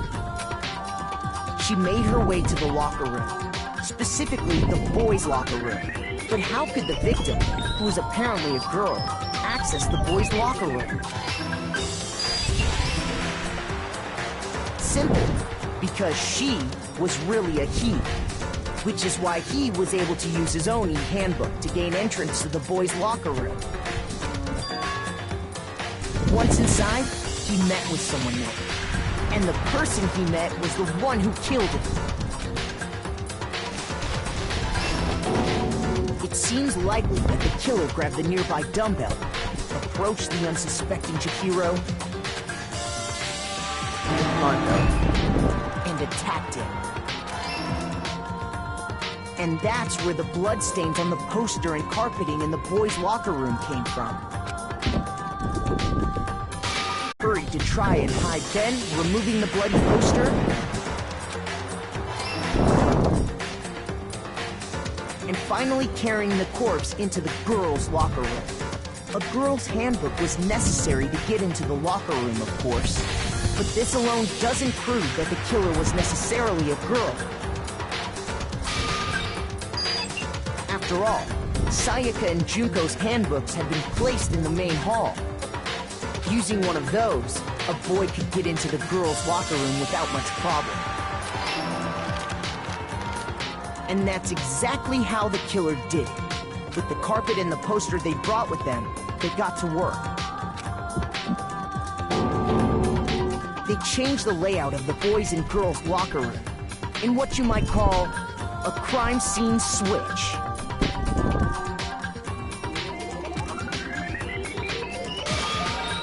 That could have been the end of things, but no. Byakuya discovered the body and decided to intervene in the situation, making things even more complicated. So, after stumbling on, he used the cord to string up Chihiro's lifeless body.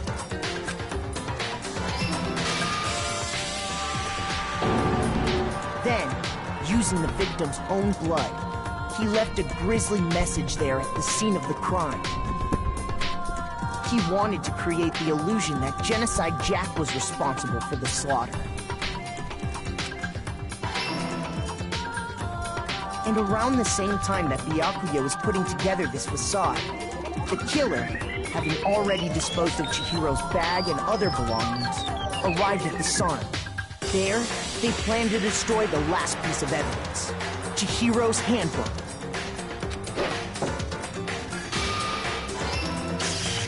And just as the killer expected, the steamy sauna was enough to ruin the electronic gadget. Somehow, the killer knew that the handbook couldn't stand up to the heat of the sauna. And the reason they knew that is because the sauna had already wrecked their own handbook. And that's how it all played out. Isn't that right, Mondo Arata?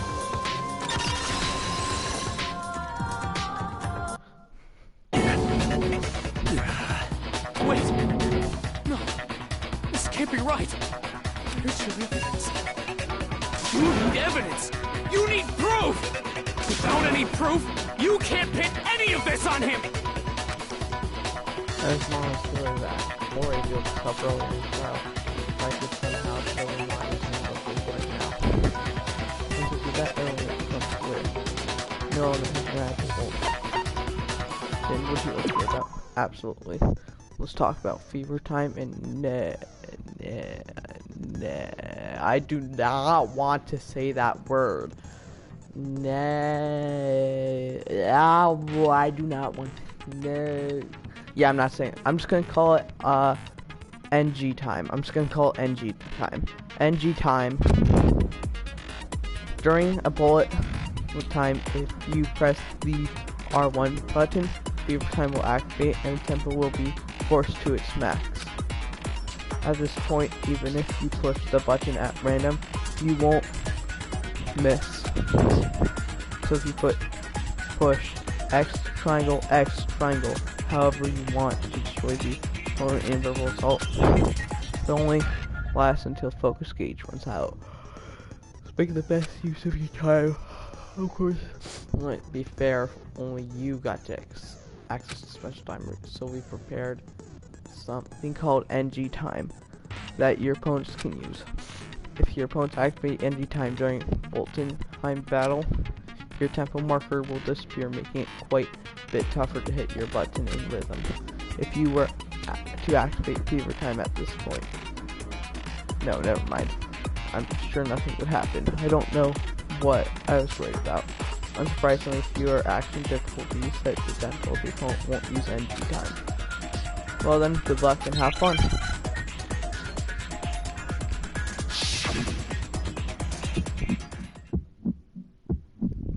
Show me some evidence! You're wrong! I won't listen! I refute you! False! Show me some evidence! I won't listen! False! I refuse to vote! Show me some evidence! You're wrong! I won't listen! I refute you! False! Show me some evidence! I won't listen! False! You're corrupt! Show me some evidence! This should prove it!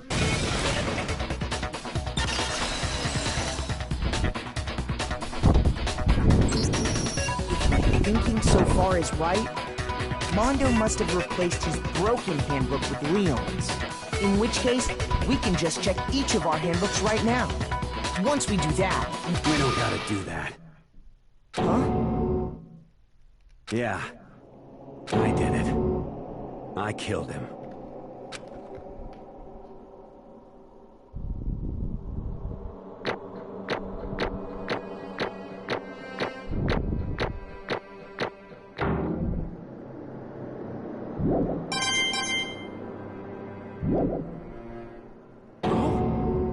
Bro!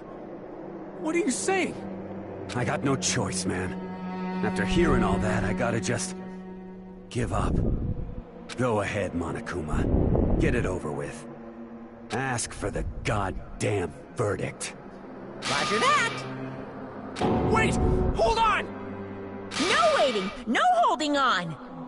Time for the moment we've all been waiting for! Grab your lever and give it a yank! Who will you elect as the Blackened this time around? Will you make the right choice or the dreadfully wrong one? What's it gonna be? What's it gonna be?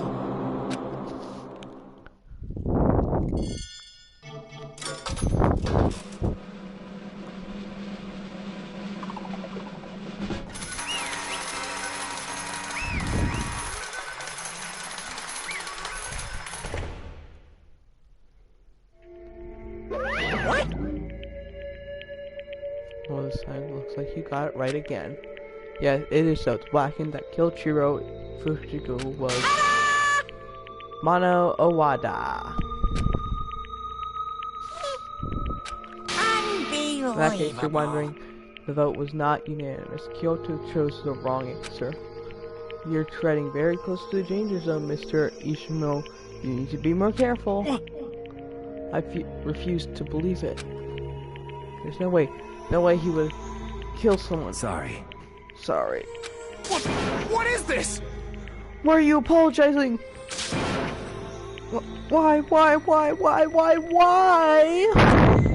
Why?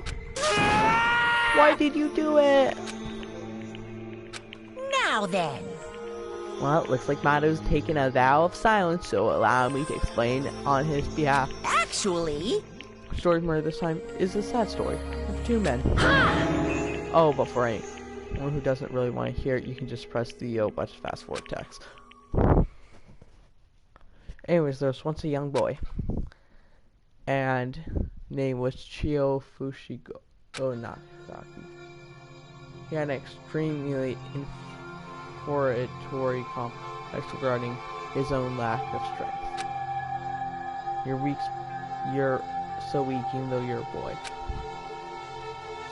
He turned things like that as long as he could remember. He couldn't overcome his weakness. On the contrary, he tried to hide and bury himself further and further into that weakness. To take on a fragile form of petite young girl. He had chosen that as his own way out. Now nobody will be able to say anything about, even though you're a boy. But no matter how tightly he wraps himself up in that shell, the inferiority complex had already taken root deep inside of him. It was not so easily weeded out. As it turned out, the shell was completely empty. The complex didn't disappear, instead it only grew stronger and stronger. I'm weak. Weak.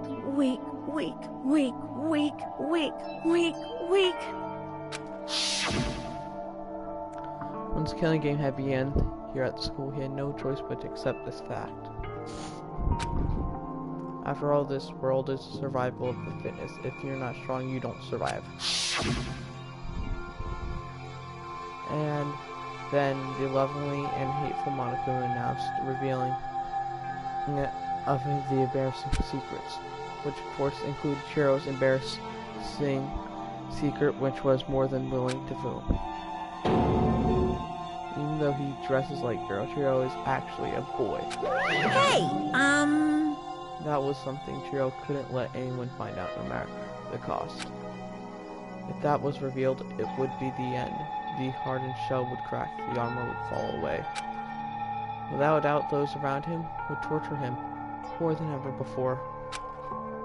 Everyone figured that being thrust into such a dilemma must have sent him spiraling into despair. What?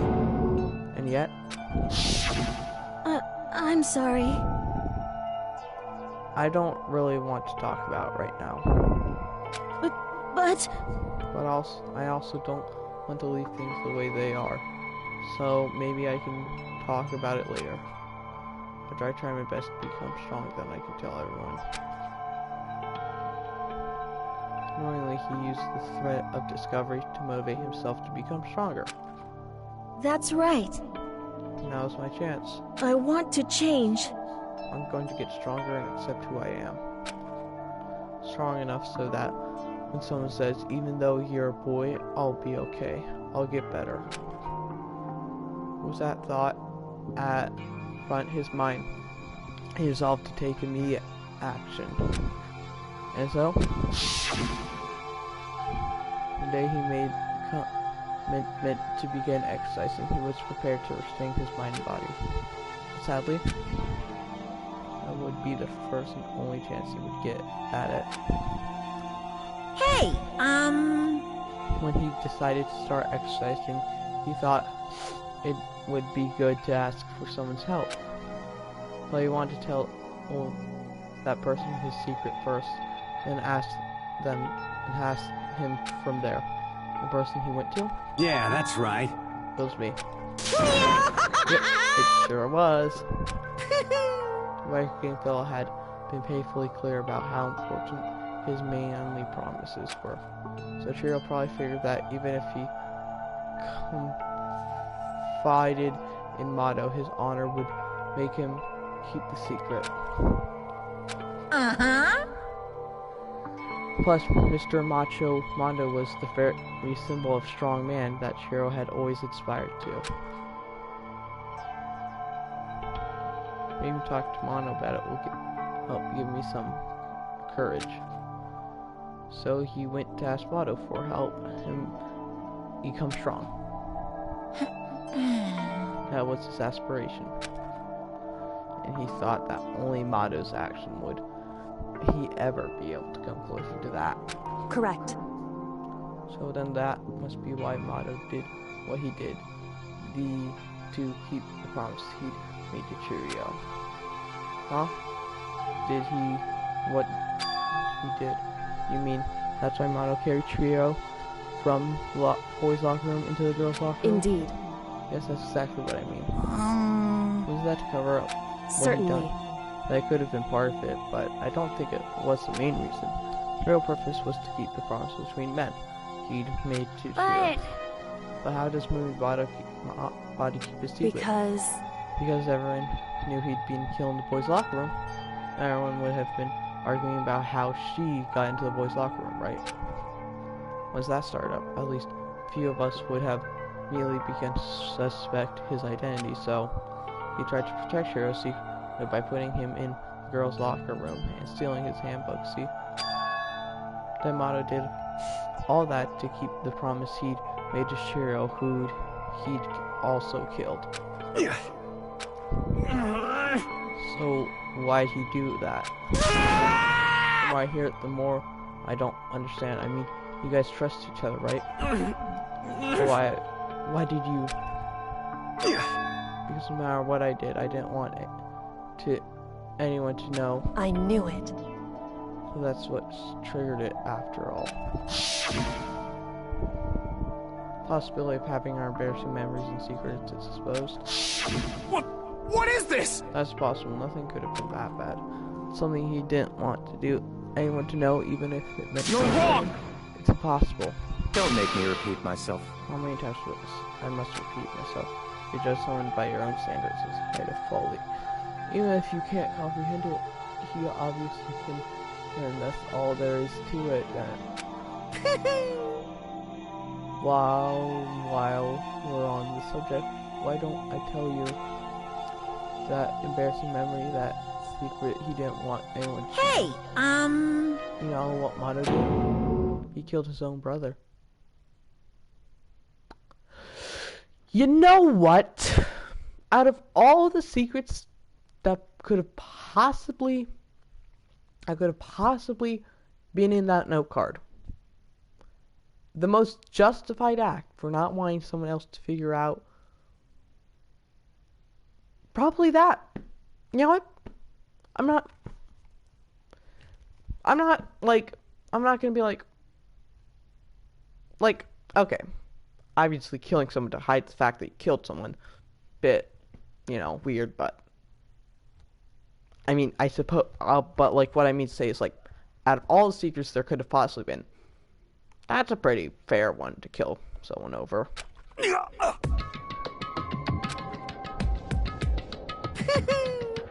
Mono, the ultimate biker gang leader, makes all the hoodlums wrath country temple. The only reason he had the chance to join a gang in the first place was because of certain someone. Fon's older brother named Dylan Owada. Moto had nothing but respect for him. It was because that Moto ever got the motorcycle. Moto's brother was his only family growing up. He was the only one Moto could trust and respect. He wanted to measure up to his big brother, so he imitated him in everything he did. Moto was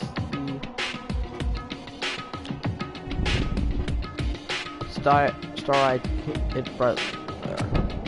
Meanwhile, the harassment older brother had to put together a local motorcycle gang. And before anyone knew it, it grew the biggest biker game in the country.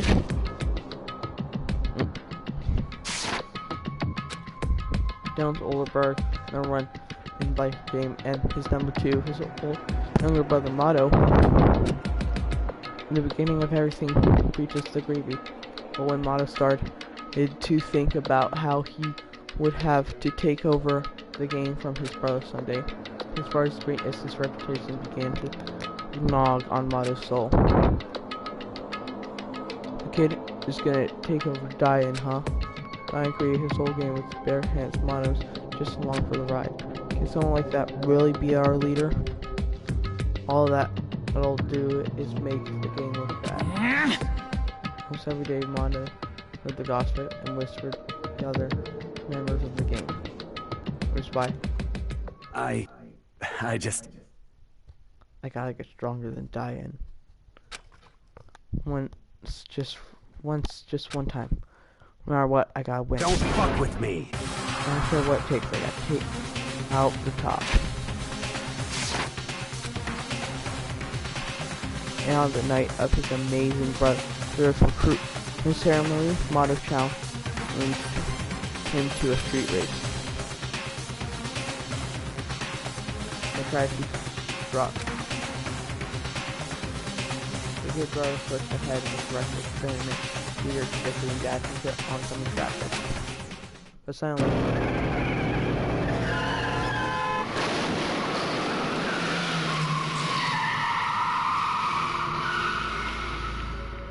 lying in his kid's brother's arms, the older brother delivered his final words. My bad, kid. I fucked up. Sorry. Of course, he knew it was his brother's fault, but Diane never blamed him for what happened. Hey, kid. Rest is up to you, no matter what. You gotta keep the gang together. It's between you and me put together. It's a promise between men. He decided to hide the truth and what happened from everyone else in the gang.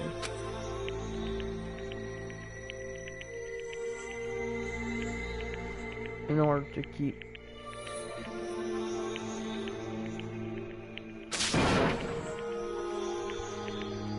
he could never admit to anyone that it was his own weakness that had caused that accident. As a result, the team was made even stronger under the banner of the kid who bested his big brother. Diane was gonna lose his kid brother, so he got stupid and got himself killed.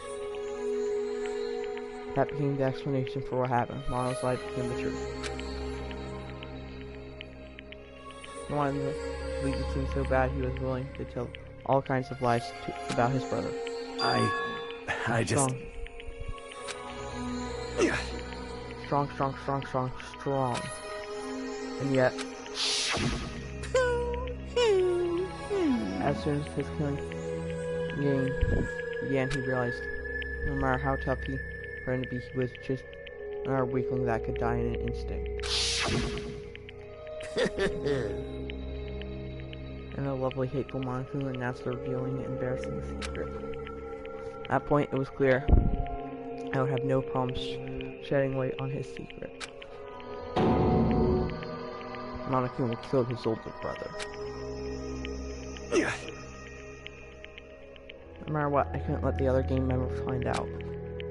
If that happened, everyone would have been ruined. Everyone me and my brother had worked to create would have been destroyed. So that's why. That's why. Mondo. After I saw Monaku had on me, my head filled with that, but as the uneasiness had just started swirling around, never felt anything like that before. I didn't know what had happened, what to do about it.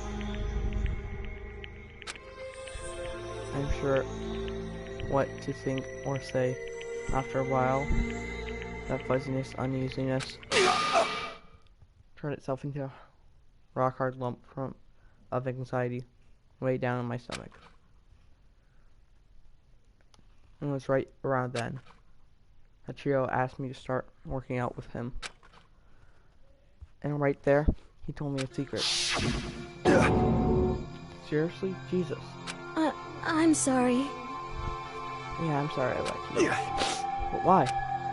Why now? Why are you telling me this all of a sudden? Huh?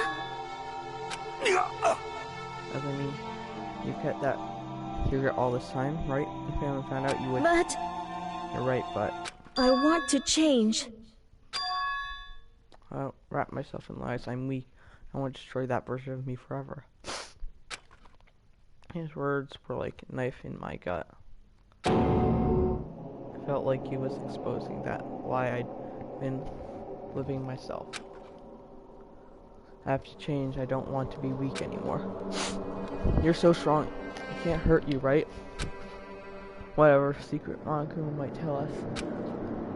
You piece of... So we're saying is I should just say it? What? We're saying if I really am, I should just be able to tell everyone my secret. Huh? Huh? I was just jealous. I was jealous of Chiyo's strength. He had the strength to face his own weakness to try to overcome it. It was the kind of strength I've never had. So I was jealous of him. And the jealousy broke me. What? What? I'm strong. Are you fucking with me right now? No! I'm not making fun of you, really.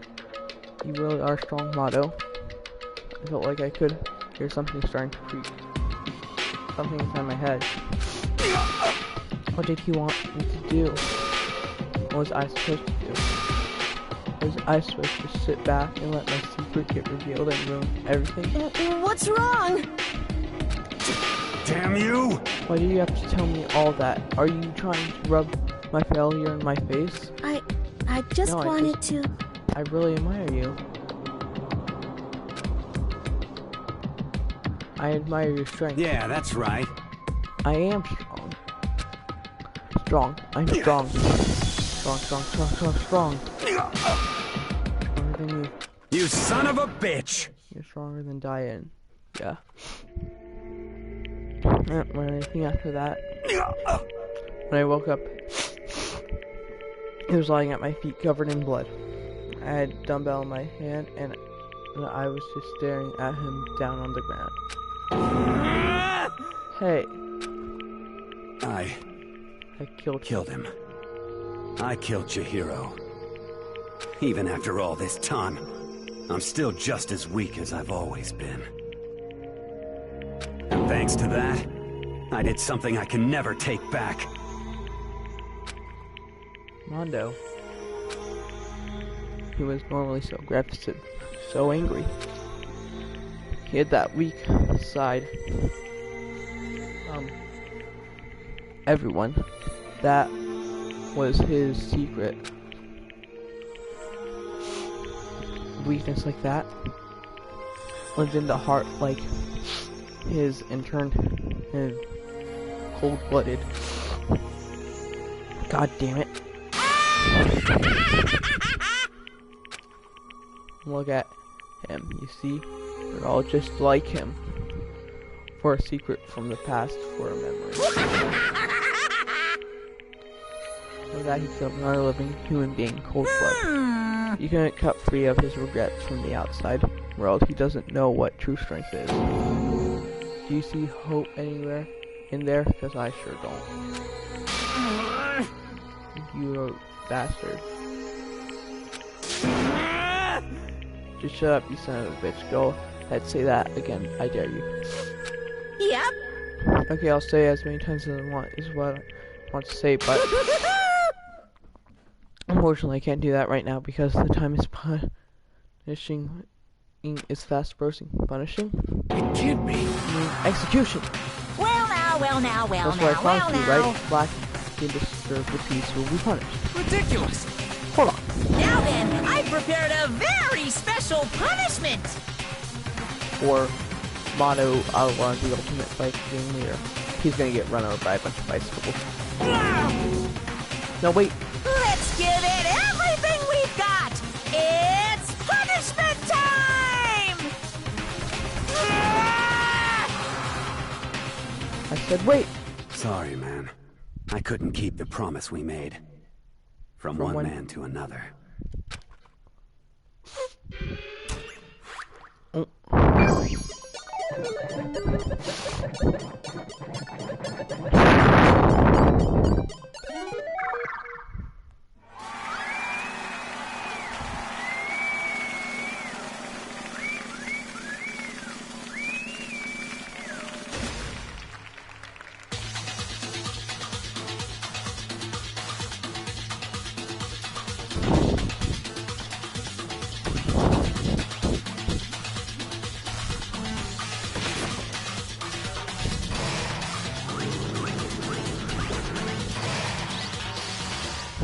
Case of death.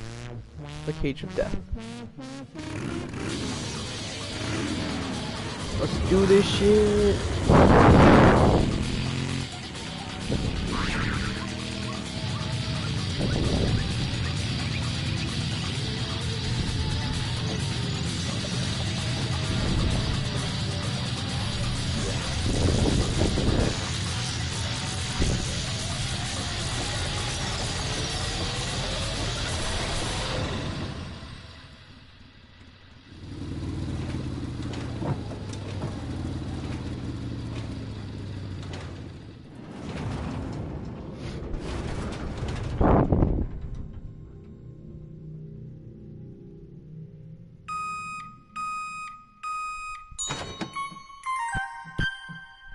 Motto butter.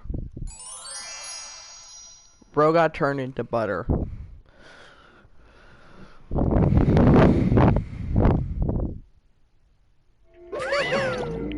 Laugh at the death and your soul will forever be at peace. It can't be, but brother. Another murder and another execution. I want to feel again. Everyone's lives are taken so lightly here. I feel like I might be going mad. Maybe I just let it happen.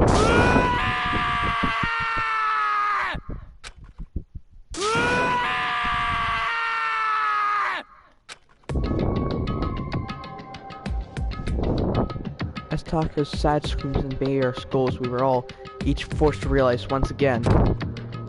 But he, of course, had to. What disappointment. This is the end of the game. Byoko. What is this? You're completely insane. You know that? A game once our friends is dead.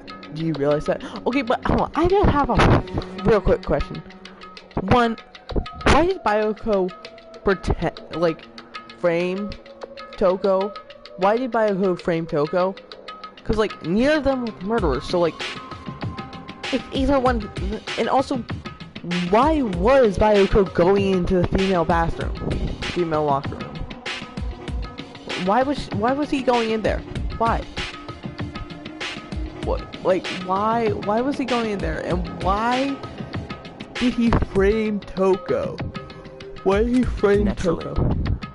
Of course I do, because this is a game of life or death. Hey. I don't have anything to say here. I don't have a response except that. I just don't understand why. Why did you go out of your way to disguise his crime? What? Why? This is obvious because it made things more interesting. His voice was calm, emotional, like the voice of death. It chilled me to the bone. Last night, murder took place. I was in the library as usual. Honestly. So you ignored the nighttime rule too? My rules never mattered to me. I don't recall agreeing to it. There is nothing to be done. Well, I don't particularly care. Please continue. Midnight too late. I decided to return to my room, which is when I stumbled upon him. I saw Amato coming out of the girls' locker room. After he'd gone, I looked inside and saw the corpse. What? You mean you actually witnessed the murder? He was such a fool. He didn't have the slightest idea that I'd seen him. So you're saying you knew who the culprit was from the very beginning? That's right. Indeed, but if that had been the end of it, how would that have been? I mean, what a waste of time to have the answer revealed right at the beginning. That's why I decided to lend a little helping hand. I thought with liven things up. You did all that to liven things up. I see. So after hearing things like that from Coco, you tried to use that to create a fake murder scene. But damn, man, we hadn't figured out who'd really done it. You would have been dead too, right? Well, obviously, I would have revealed the truth before it reached that point. Of course, Garth turned and looked at me in the eye. His feel sharp eyes piercing into me. Thanks to a certain remarkable someone, it never did, and I was able to form an interesting experiment. Interesting. Once I decide to become the Blackman, I now know who I'll have to watch out for. Correct. So that was the reason? Are you satisfied? Indeed. Yes, we're done listening to your story. Moving on. Hey. There's something I'd like to ask you, Monokumo. What's this? Oh, I'm up next? You like to perform these elaborate executions. Do you like them? But, you know, this punishment, this is despair. It's not just for you. All this punishment, all this despair is my gift to mankind. What? You're over-exaggerating. I'm not over-exaggerating. These punishments are meant to transform all hope to despair. Damn. What do you mean? Huh? I mean... What the heck? Mean. Damn it! Good grief, I don't understand why you have to kick for every little stupid thing. Whatever it does, it doesn't matter. And I'm going to stand alone as a victor and then become everything will be revealed. Ooh, how exciting! Noble family truly do understand me. Woohoo, I think this is the start of a terrifying friendship. That's enough. So, I will never stop to the level of childish criminal like you. Let me just say this. After I've decided to achieve complete victory, you're up next. I'm going to find you and kill you. Understand? In the name of my family. The name of the common family, or its victory is before come conclusion. Wait, hold on. What is he the ultimate of anyways? Forget. Ultimate cult project. What the fuck is that? In the name of the common family, for which victory is fulfilled. You're getting all riled up!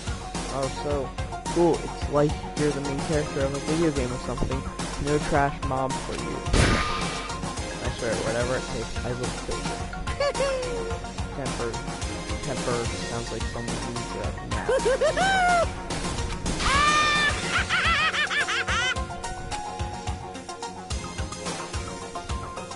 Honestly, laughter peels across the courtroom and curtain closed on the face of Churio Mondo. If I knew it wasn't the end, the killing game would still continue. Because the match time wouldn't let it end. For those of us who were still alive, our worst fear and despair kept on multiplying. It was kind of despair that felt like a blink puppy in hell. It had more of the future than us. All of our courage, all our efforts, all our friendship. It's felt like it's amounted to nothing at all. It was the worst kind of despair. Well, anyway, like I was saying, this is a pretty good spot. Yeah, a really good spot. Anyway, isn't it amazing how that girl went and killed someone before things even had a chance to get boring? Once things really get moving, it'll be like a roller roller coaster. There won't be any stopping it. Fear and despair charge forward at a speed nothing can hope to match. But I must admit, I'm disappointed. I went to all the pain and effort of making you part of the group, and you couldn't play your part. You do remember you were supposed to make the first move, right? Well, no biggie. Nothing we can do about it now, so just do your best to make things more exciting from now on, okay? After all, that's what everyone wants to see. There's one thing I'd like to ask you. As long as you don't want to know my measurements, fire away! Who is it? The 16 types. My, you really took me by surprise there. I know I said you could ask anything, but... Super denied, ultra denied, demonic denied! Because you see, that's my ace in the hole. And nobody'd be dumb enough to reveal that, right? No matter how close they were to their friends.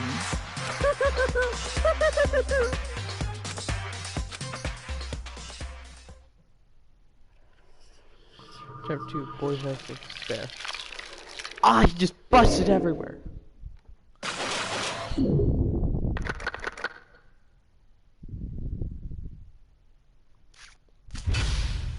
To be continued.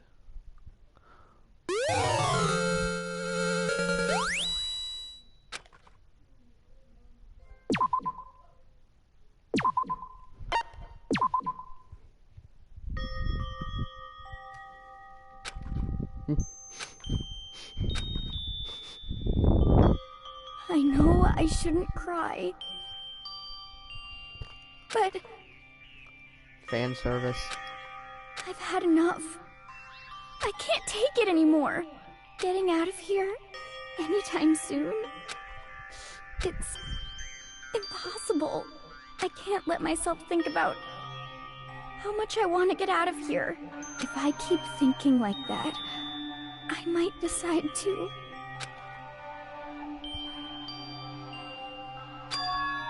Donuts. I need some donuts. That'll cheer me up. Please donuts, twisty jelly donuts, spoonful donuts, donut mouse. Okay. Oh God, donuts, I pray. Wonderful encounter. I'm sorry. Please forgive me breaking the nighttime rule. But right now, for me, donuts are absolutely necessary. Huh? What's that sound? Sounds like it's coming from the bathhouse. But I'm super scared, but is someone there? Gasp!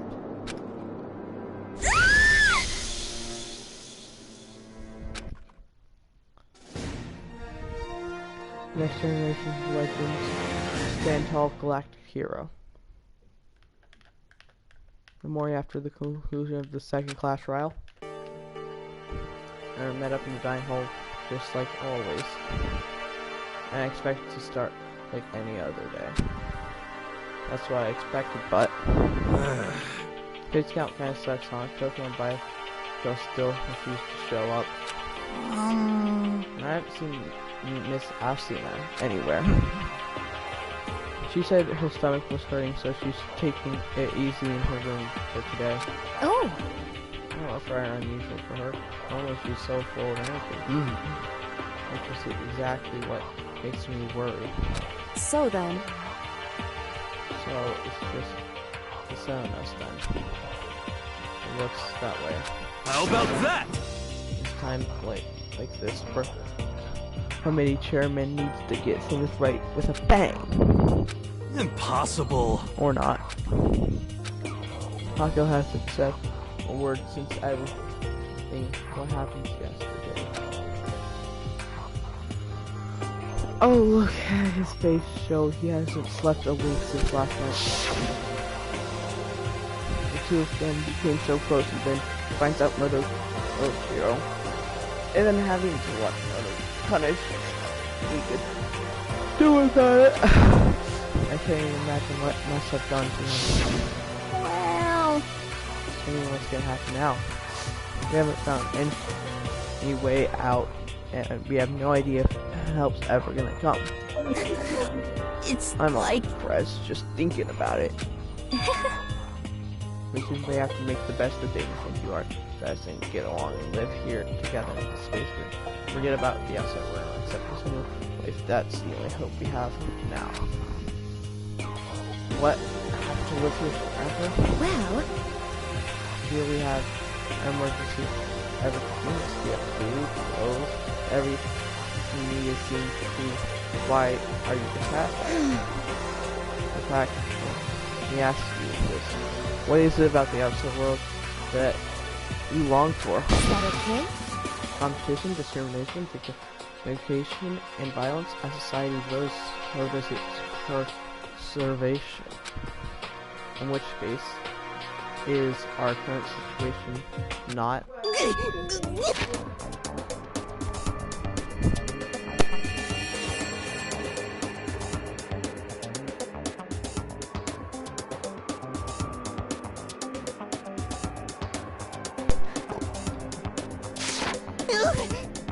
Demon, angel, pretty buggy princess. Huh? Hmm? Here we go! Maggie, drill, shop, owner, bunny-eared, Amazon, cat girl, dog boy, robo justice, galactic king, and what I mean is there's no 2D here. There is nothing to be done. Mastermind puts such base desires to their advanced, spending you to their will. You know? Okay, well anyways, this saga is like a cat at tonic. As well from here, I fish be stepping up and taking lead. So we're all gonna work together and spend the rest of the day searching the school. Searching? I'm right? Well, I mean, since the class trial is over and all. Perhaps. It's a new place for us to investigate. Yeah, that's the ticket. Maybe we'll find some better food this time. Well then. And once we're done eating, let's split up and begin looking around. Do you have any problems with that, Celeste? Then a will-be discovery waiting for us, which may further enrich our life here. No, the point is to look for clues. And just as we were starting to come together, she barged in. You called for me, so I appeared! What? Nobody called for you? How the hell? How come it's Genocide Joe, not Coco? Yes! God, this place is just amazing. Finally, a place I can just be my murderer self. Which is why I've decided to stop holding back and spread my wings. No more hiding in the cave for me. Plus, I have another battle to fight. The whole killer with the split personality thing is so overdone. I gotta destroy that stereotype. You SOB! I'll fight all day and all night to the murders. Those totally slanderous me. But you are a killer with a split personality. If you weren't here, my chances of survival would be at least 10%. Come on. You gotta back me up here. Even the biggest stars need a little people to hold them up.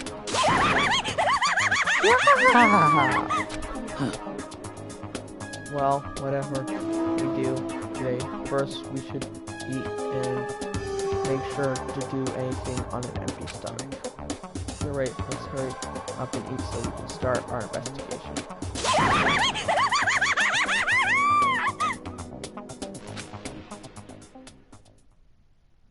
So we're forced to eat breakfast with the murderer, and after our much needed but very annoying mirror, we set to work looking around the school. I'm gonna do that next time.